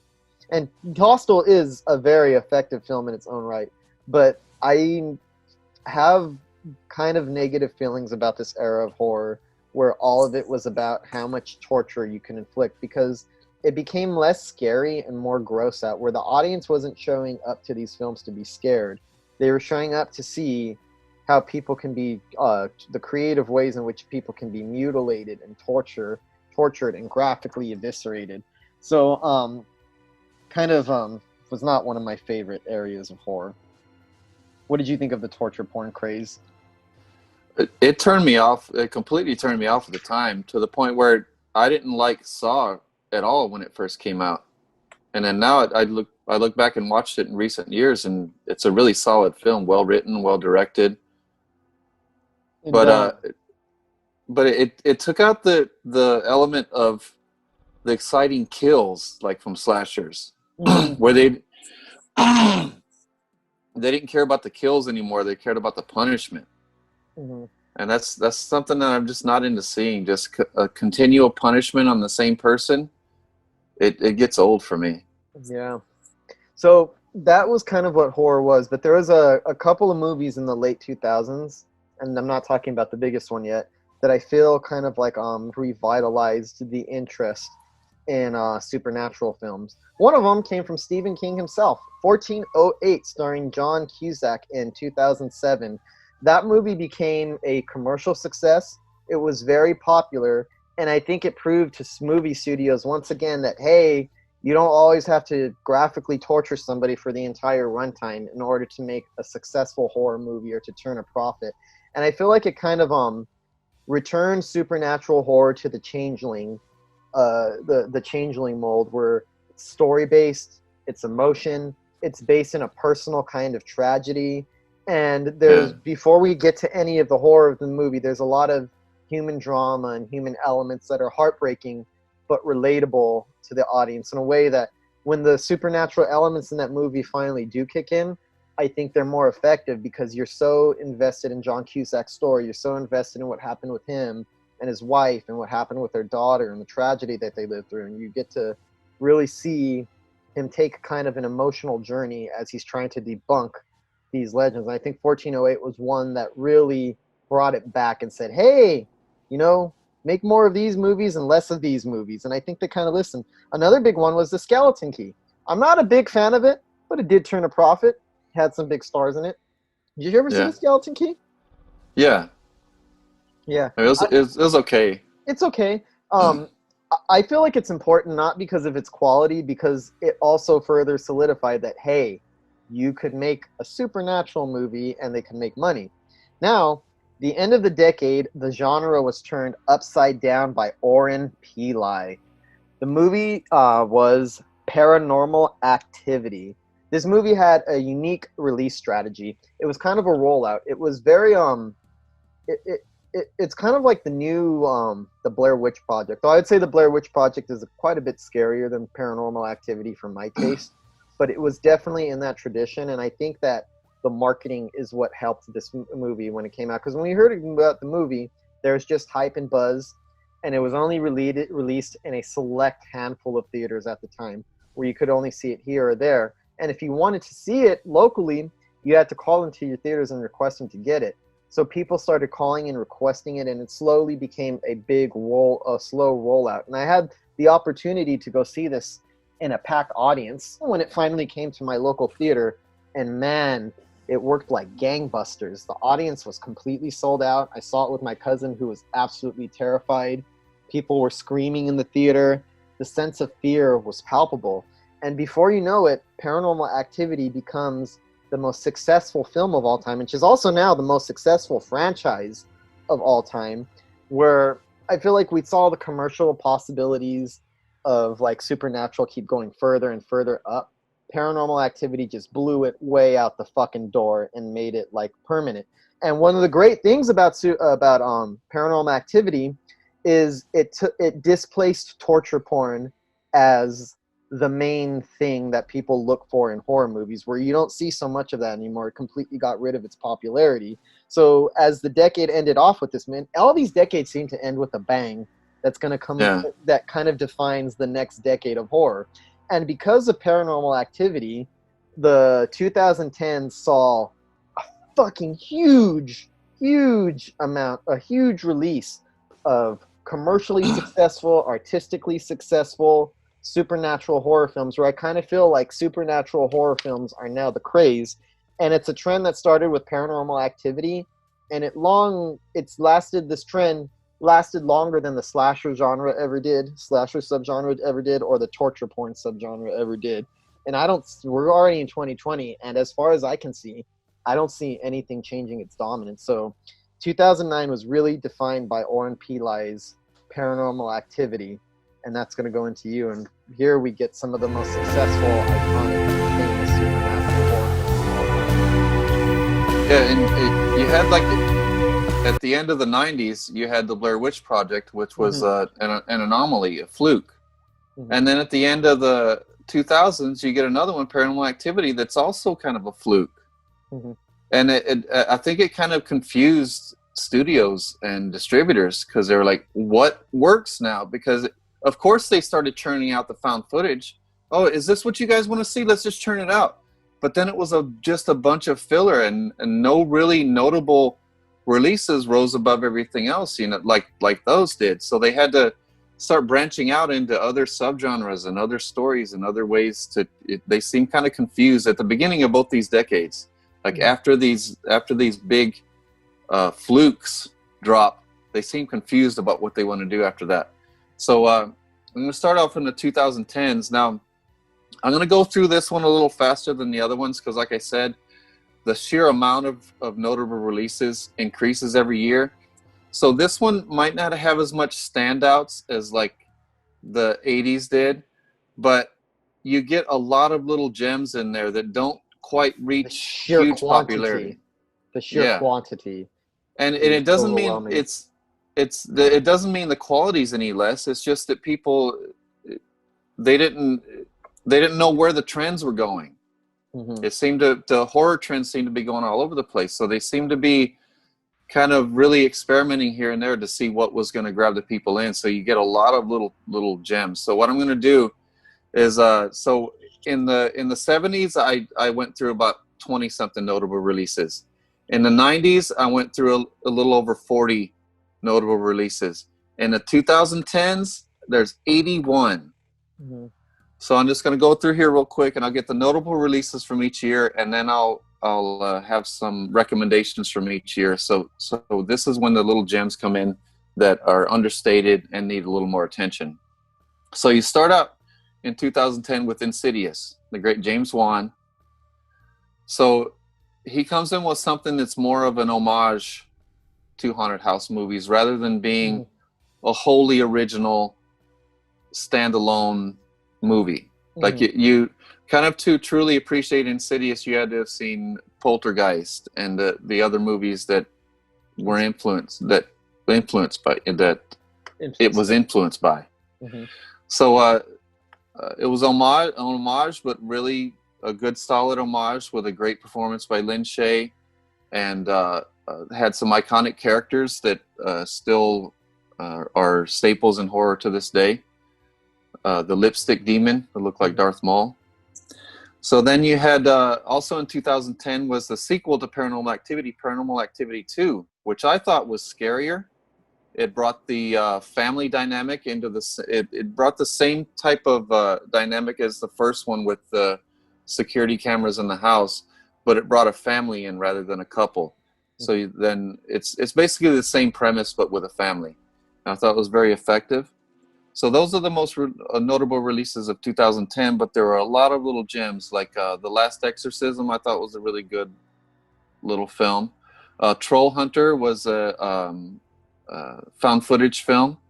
It was really good, really solid film. And I think a lot of people should revisit Devil. It's produced by M. Night Shyamalan. But I forgot who the director is. But it's about a group of people who are trapped in an elevator, and one of them is the devil. So you're going through the whole movie trying to figure out who the devil is. A lot of people didn't like that we were confined to the elevator through most of it, but I thought it was truly effective. I also think that M. Night Shyamalan's name had been kind of tarnished by then, so I think people already had their minds made up before they saw it because his name was attached to it. Because a lot of people seem to think when they see a director as a producer that they directed the movie. I've heard so many times where people say, oh yeah, they directed. I'm like, no, they didn't. They just produced it. They put up the money. Yeah. But that's a common thing where they advertise the director as a producer. Everybody thinks that they directed the movie. So everybody I talk to seems to see, oh, it's M. Night it's not M. Night Shyamalan movie. Be clear. It is not an M. Night Shyamalan movie. I should have had the director ready, but by the time I got to the 2010s, I had already done so much research. I was like, oh, man, I can't do anymore. I ran out of time. But another one from 2010 that nobody talks about that I highly recommend everyone should see is The Shrine. Mm-hmm. The less you know about it, the better. Just watch The Shrine from 2010. You'll not be disappointed. It's a nasty little movie. It's a scary little movie. Very effective. Mm-hmm. And then 2011 was another, didn't have any huge supernatural horror film releases, but it did have some gems in there. The most notable release of that year was Absentia. That's the movie that introduced us to the great Mike Flanagan. And I call that one the first horror tearjerker, because it takes a level of emotion that you would definitely see later on in Mike Flanagan's works. But you hadn't quite seen it quite like this in horror up to this point. Mm-hmm. It took a really good dramatic story that could have been a really good drama, and then it so successfully entered the horror elements that it scared the shit out of me. Mm-hmm. Anyway, I watched that at a festival, at Shriekfest actually. So I was actually one of the first reviewers to praise Mike Flanagan. Mm-hmm. So the rest of the notable releases from that year is Paranormal Activity 3. Not as good as the other two, but a pretty solid entry. A little gem from Eduardo Sanchez. It's called Lovely Molly from 2011. On paper, it's your typical possession film, but it's really got something special. Got like a special magic about it. So if you get a chance, watch Lovely Molly from director Eduardo Sanchez. And also another found footage film that's not as effective as Paranormal Activity or The Blair Witch Project, but it's a more fun, campy one. It's called Grave Encounters. So Grave Encounters, that was in 2011, and a couple of years later was Grave Encounters 2. Both really solid, although campy, really solid movies and with some effective scares. I highly recommend Wakewood. It's a British horror film from 2011. The Innkeepers from director Ty West. Everybody should watch Ty West movies. Every one of his movies are awesome. Another one that nobody's heard of, The Dead Inside. That's another one that I seen at the same Shriekfest where I watched Absentia. It's from director Travis Betts. It's a zombie musical with some really charming characters. It looks beautiful. It's beautifully filmed. The songs are really good. It's a lot of fun. And another one nobody talks about from 2011 is The Caller, starring Stephen Moyer from True Blood. It's a really creepy little psychological horror about vague memories. I don't think I ever saw it, but I think I've seen the previews for it a while back. Yeah, it's about a lady who receives all these menacing calls from another dimension. Really solid film. That one surprised me. I'm surprised why more people don't talk about it. So then the biggest movie so far of the biggest year so far of the 2010s was 2012, which got us both Cabin in the Woods and Sinister. Cabin in the Woods brought a completely fresh take, something wholly original, something that's really rare in these days that you see something completely original. But it took a lot of familiar tropes, turned them on its head, and made them like a science fiction type of plot, where these scientists are under the ground, orchestrating these people's lives, and they kind of orchestrate horror situations. So they have your typical horror tropes and your typical horror characters. This is one of those ones where the science fiction it is so wacky that Yeah. I was like, no, this is supernatural horror. This is not sci-fi horror. Yeah. This is too wacky. So Cabin in the Woods was the big wacky release, and then Sinister was the fucking scary as hell, because it brought Ethan Hawke to the horror genre, and I've always been a big Ethan Hawke fan, and he did not disappoint in this. The look of terror on his face is half of what makes Sinister what it is. Kind of refined what he was going for in Sinister. Like it's kind of like a refinement of some of those elements. Yeah. So then the other notable releases from that year was Woman in Black, starring Daniel Radcliffe. The VHS found footage anthology film. And then Resolution, highly recommend Resolution, is from directors Justin Benson and Aaron Moorhead. Their work ties together in a fascinating way. So those are the must-see films. Resolution, and then the follow-up to this I'll mention later, which is The Endless. Both excellent films. Rob Zombie's Lords of Salem was a notable release in 2012. A lot of people didn't like it, but James and I both like it. And then comes one of my favorite years for horror in the 2010s is The Conjuring in 2013. So James Wan gave us both The Conjuring and Insidious Chapter 2. Insidious Chapter 2 was a really good, solid follow-up to Insidious. It was more original than Insidious, but it still paled in comparison to The Conjuring. For me, The Conjuring is where the supernatural film, where there were always blockbusters, and we'd been seeing throughout the years the commercial possibilities of what these movies are. I think this one turned it into, and I know Paranormal Activity is a franchise, but that's like a low budget franchise where they could make these movies for super cheap.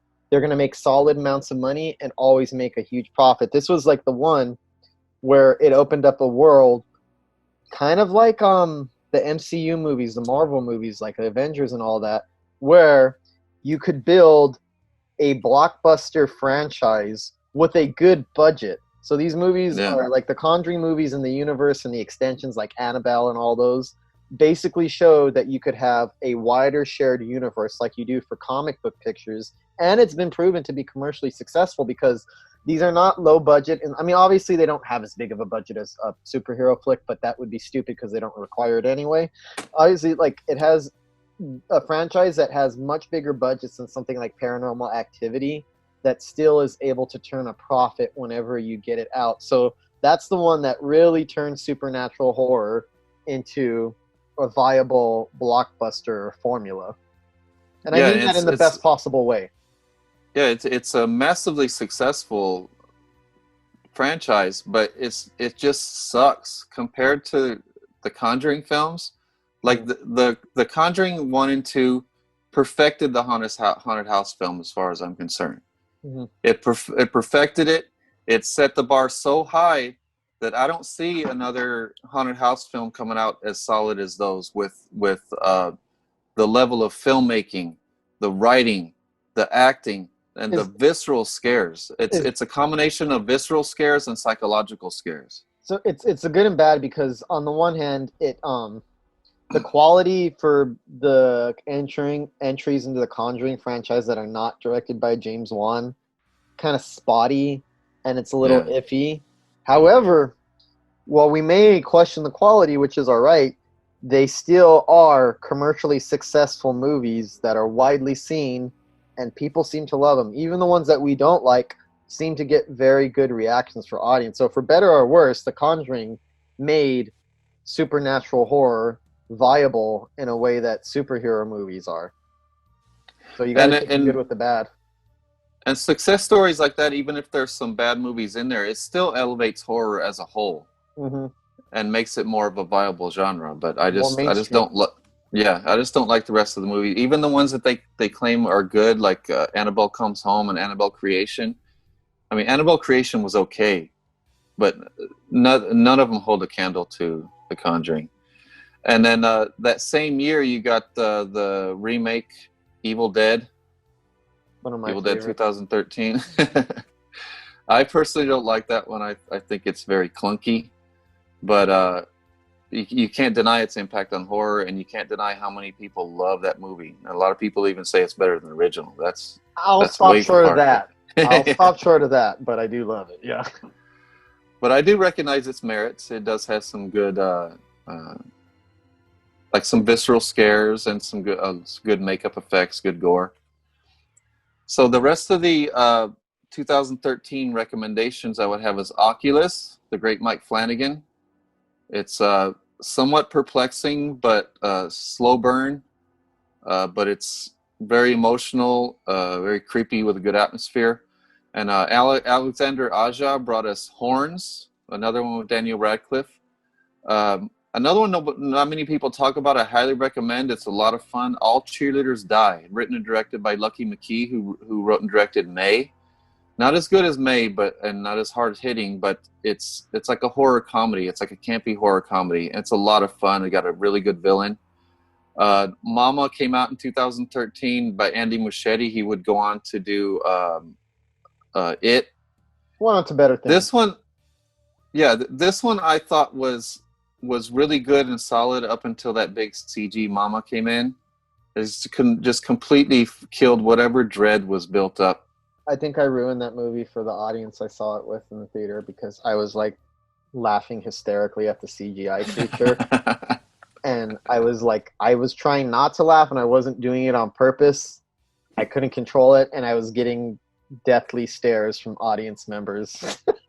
I can see you laughing at that. That was a goofy looking CGI mom, dude. I tried not to, but I'm sorry if I find it funny. I can't help it. I'm not doing it to ruin your experience. I can only react to something the way I naturally react to it. Yeah. So that same year, we got a sequel to VHS, the found footage anthology film with VHS 2, which is arguably better than the first one. So both good, really but good. I think it's a little more consistent. They're both quality, though. Yeah. And then the last one of 2013 is Carrie, the remake with Chloe Moretz, which it was pretty popular at the box office. I thought it was really good. It lacked the cinematic quality of the original. But besides that, I thought it was really solid. I thought it was a good performance by Chloe Grace Moretz. But don't you think that it's kind of faded away from the conversation in the way that the Evil Dead remake hasn't? Exactly, yeah. Even though I like it much better than the Evil Dead remake, it doesn't stand the test of time like the Evil Dead remake does. Mm-hmm. And that brings us to 2014, which was huge for horror. It brought us some very divisive horror film. This is when horror really started getting divisive, when you started getting a lot of art house movies, like elevated art house movies. People don't like to see... People just don't like to see... A lot of people don't like to see this level of quality in their horror. They don't like to see a slow burn anymore. They don't like to see character development. And that's what these movies are all about. You ever notice, I didn't really realize until this moment, the majority of what you would call elevated horror or art house horror almost always involves the supernatural. Yeah. There's not very many art house slashers or like, you know what I mean? Or like something like that. Like other than maybe Midsommar, which still has elements of the occult, I wouldn't call that a supernatural movie though. It seems to be that elevated horror is ruled by the supernatural. And one of the problems with it is with the elevated horror, it gets like cinephiles and people who study movies or who study the horror genre to praise them to the point where this is some of the scariest shit I've ever seen, or this is so well written that this will scare the shit out of you. And then people go in expecting to see these visceral scares right in front of their face, and then it's psychological. It kind of gets into the back of their brains, you know, instead of flooding them in from the front. I feel like fans of like the more lowbrow horror have come to resent how these art house or elevated horror films have become accepted in cinephilia culture, where it's not necessarily horror culture, but people who are obsessed with, who you call cinephiles, obsessed with art house movies. It's become, elevated horror has become a big staple of current cinephilia culture, arguably a little bit more than horror culture than it is, arguably more than horror culture. Yeah, so we got in 2014 we got two very divisive, very popular horror films: It Follows and The Babadook, which I personally prefer It Follows, because The Babadook was a little more what you think an elevated horror movie is going to be, more cerebral. Very cerebral, with a lot of underlying subtext and all that. Where It Follows was more fun, but it was still like a very atmospheric, not original in some of its tropes, but very original in its execution, I think. I stand corrected. I guess that is an art house slasher, but it still doesn't dominate the genre. You see more witches and Hereditaries than you see like It Follows in the elevated genre. Yeah, and also a huge standout from 2014 is Starry Eyes, starring Alex Esso, who would go on to star in Dr. Sleep. Excellent decline into madness film, if you want to check that out. Not an elevated horror movie, but I think it shares some of the same, in certain aspects, it shares some of the same level of quality that a lot of elevated horror seems to have. Well, it's one of those that it is a slow burn, and it's very psychological, and it has a lot of subtext in it, but then it gets to this climax that's bloody and violent and insane. It goes for the jugular. Yeah, definitely. So definitely worth the watch on that one. And the other two notable releases for me that year were two movies that a lot of people didn't like, but I love them both. Paranormal Activity, The Marked Ones, is my personal favorite of the Paranormal Activity franchise. And The Quiet Ones from 2014 was also one that a lot of people didn't like, but I personally loved it. Mm-hmm. And then that brings us to 2015, which brought another handful of divisive horror films. Mostly The Witch, that introduced us to Robert Eggers, and we've been waxing poetic about it ever since, haven't we, James? Yeah. I think the audience has heard enough of my gushing. It's one of my favorite horror movies, though. Top 10 for me. All horror, period. Excellent folk horror. It brought us Robert Eggers and also brought us Anna Taylor-Joy. And then later on that year was The Devil's Candy. It's another good one from Sean Byrne, the director of The Loved Ones. See, this is like another thing. The Loved Ones also not elevated horror, but this is why I think elevated horror is good for the genre as a whole, because it seems to have upped the quality across the board, even in horror films that you wouldn't call art house or elevated horror seem to have gone up in quality. And I think The Devil's Candy is a great example of that. Yeah. And then also in 2015 is one of my personal favorite haunted house movies of the last few years is We Are Still Here. Mm-hmm. It was actually made as an homage to Fulci's House by the Cemetery, and dare I say it's just as good. So it stars Barbara Crampton. It's got some good slow burn elements during the beginning, but this one goes batshit crazy about halfway through and just stays that way all the way to the end, because the ghosts are really murderous and they're burnt all over. It's really good effects too. Later that same year was a movie from Turkey called Baskin. That one is brutal. It involves a cult who kidnaps a bunch of Turkish cops and kills them one by one in ritualistic fashion. And then you have another found footage film, Hell House LLC, a pretty solid entry into this found footage subgenre. This one, it gets a little messy and a little story heavy, but Hell House LLC Part 1, 2, and 3, very entertaining trilogy. And then you got your meta film, The Final Girls in 2015, where it's like a meta teen screen. It could have used R rating would have made it better for me. But other than that, it's really inventive, really fun. It's about a group of young people who get trapped in a slasher film. And another slow burn from 2015 is The Black Coat's Daughter with, what's her name from Mad Men? And she plays Sabrina the Teenage Witch. Oh my God, I forgot her name. But the little girl from Mad Men. She's in The Black Coat's Daughter along with Emma. Oh, see, I'm drawing a blank. I didn't get to research all these. Emma from American Horror Story. Emma Roberts. Emma Roberts, yes. Mm-hmm. So that one, and then another notable, two notable releases that I didn't like as much in 2015 were Crimson Peak. I thought it was a little too much CGI. Even though it was good CGI, I thought it was too much CGI, and it took a gothic horror premise and kind of watered it down. And then Krampus came out in 2015. That's the one you like. It's a decent comedy horror. Michael Dougherty. Yeah, Michael Dougherty, who did Trick or Treat. I thought it was going to be another iconic Christmas movie where Trick or Treat was an iconic Halloween movie, but it let me down. And then the metal movie You went in with Deathgasm. too many expectations, Michael. Exactly. So Deathgasm is the other notable release in 2015. And that brings us to my favorite of the decade, The Conjuring 2, that came out in 2016. And also The Autopsy of Jane Doe. I thought The Autopsy of Jane Doe and The Conjuring 2 are both really probably the most solid films of horror films of 2016. Both really scary, really visceral with these scare sequences that are just superb.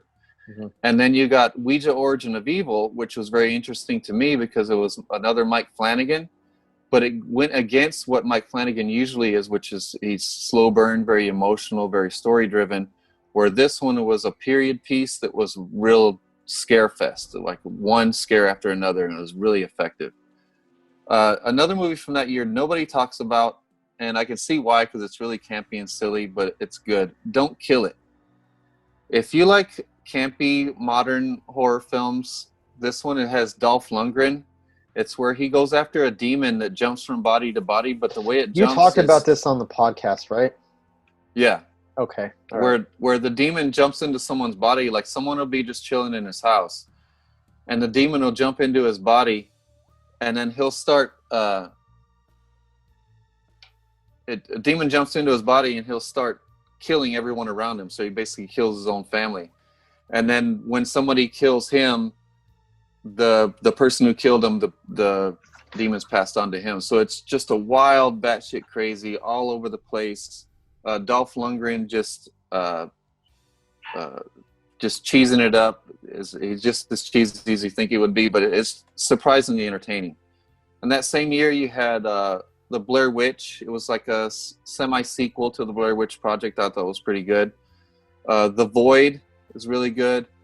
And then Lights Out was big that year, but I didn't like it that much. The short film for Lights Out was good, but I didn't like the feature that much. It seemed a little watered down for me. The Wailing came out from Korea that year. We praised that one quite a bit on the podcast a while back.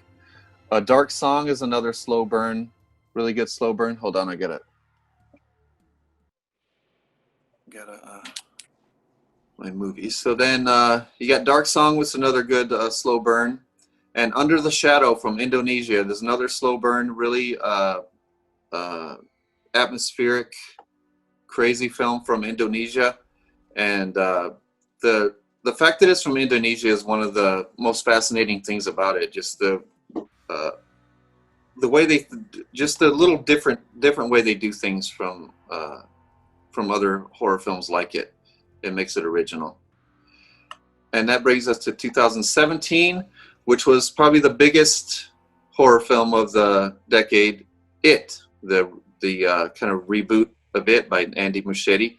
Definitely better than his Mama, but the theatrical version that we seen wasn't quite as good as the original version that we saw at the first screening. So then the other notable releases from 2017 are Tigers Are Not Afraid, It was one of my favorite films of that year. It was really emotional, really atmospheric. That actually didn't get released here until 2019. Oh, that's right. Mm-hmm. So it's still part of the decade, but not Yeah, 2017. It was made yeah, in 2017. but audiences didn't get to really see it till last year. Hold on, I gotta get this. For some reason. Sorry about that, folks. We were having technical difficulties for a minute, and we are back on track. Take it away, Michael. So I'm actually just working on these last 3 years of this past decade. And I was just telling James that I'm going to kind of breeze through these because you've heard, if you listen to our podcast, you've heard us discuss every one of these movies because we try to stay up on all the notable releases that are released each year since we started the podcast. So I'll just breeze through. I finished 2017 after It was huge in 2017. We had Tigers Are Not Afraid from director Issa Lopez from Mexico. And the other two that I didn't like from that year were Happy Death Day and Annabelle Creation. Both had some successes. Happy Death Day was a comedy horror. Annabelle Creation was better than the other Annabelles, but that's not saying much. And then you have Terrified from Argentina, a truly scary film. The Endless, directed by Justin Benson and Aaron Moorhead, is that sequel to Resolution I was telling you about. Highly recommend those films. Cult of Chucky, of course, carrying on the Chucky tradition. Ritual is a good one on Netflix. Ghost Stories is a good ghost story anthology from the UK. And Veronica, it's from Paco Plaza, who did REC. It's a movie from Spain. Mm-hmm. That's another one that it was huge on Netflix because they were saying that people were shutting it off. They got so scared and it kind of turned people against it. But it's really a good. It's a good, solid movie. And then in 2018, that's when Hereditary dropped, and that was huge, very divisive, and Suspiria as well. So Hereditary and Suspiria were two slow burns that were divisive but very good horror films.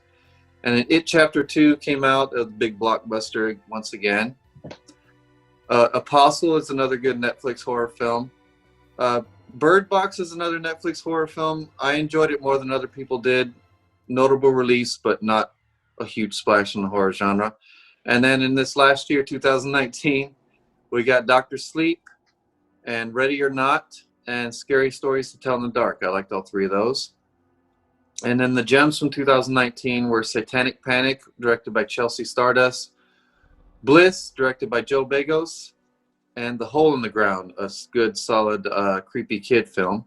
And then in 2020 so far, not a whole lot of notable supernatural releases to speak of, except for Host, which was the big pandemic Zoom movie that came out, and Color Out of Space, which is currently my favorite horror film of 2020. And two that I have not seen yet, The Wretched, which is on that had a big run in theaters. The Wretched is on Hulu, and on Netflix is One Bedroom, which is supposed to be good. So that's everything we got all the way up to now. Since we're in a new decade of 2020, and we kind of kicked off the decade in a pandemic, and everything was put off, and we don't know when it's going to end, it looks like the 2020s are going to take a few years to establish what the thing is, or what the style is, or what direction supernatural horror movies are going to go in. I kind of fear, since this year was put on hold, it's too early to say. I would like to be able to say this is the direction I see it heading in, but we're not going to know for a little while on this one. Yeah, it seems like as of now, the whole genre is kind of shaken up. It's still really popular. It's the most popular genre out there, but it's still really shaken up as far as what the next notable release is going to be, or what the next notable subgenre is going to rise up out of the rest of them. But it seems to be all over the place right now. Yeah, we're just going to have to wait and see. Well, folks, we hope you enjoyed our in-depth discussion of the history of supernatural films. And I have to say this, I wanted to go more in depth, but it's such a huge subject, and we tried to pack it into one podcast, so I ended up just kind of roll calling a bunch of different movies, but I think we got some good recommendations for you in there. Yep. So we're gonna keep doing this throughout the month of October, different subgenre. A couple weeks we're gonna have Adrian Toffe on, the director of Be My Cat, a film for Anne. He's been on the podcast in the past for an interview. We're gonna have him on the podcast to discuss our favorite found footage movies and some recommendations. And since found footage is not nearly doesn't go back nearly as far as a supernatural film goes, it's going to be a more concentrated discussion on what are some of the best, as opposed to detailing the history. And at the end of the month, we're going to tackle the Halloween franchise instead of a subgenre. We're going to tackle the Halloween franchise. I'm excited, a little bit nervous, but we'll see how that turns out. And we're going to have a special guest on with us. Somebody who loves being contrarian so he can argue with all of our opinions. Yeah, that'll be fun. This is going to be a fun month. It's always a fun month with all the, I mean, even with COVID, there's still some quarantine or lockdown safe attractions we can go to. There's some drive-in movies that are coming out. There's some drive-in haunts that we're going to do. We entered the Joe Bob Briggs drive-in haunt. Mm-hmm. So hopefully our movies will be a part of that attraction. So besides that, we have our subgenre challenge that's going on our page.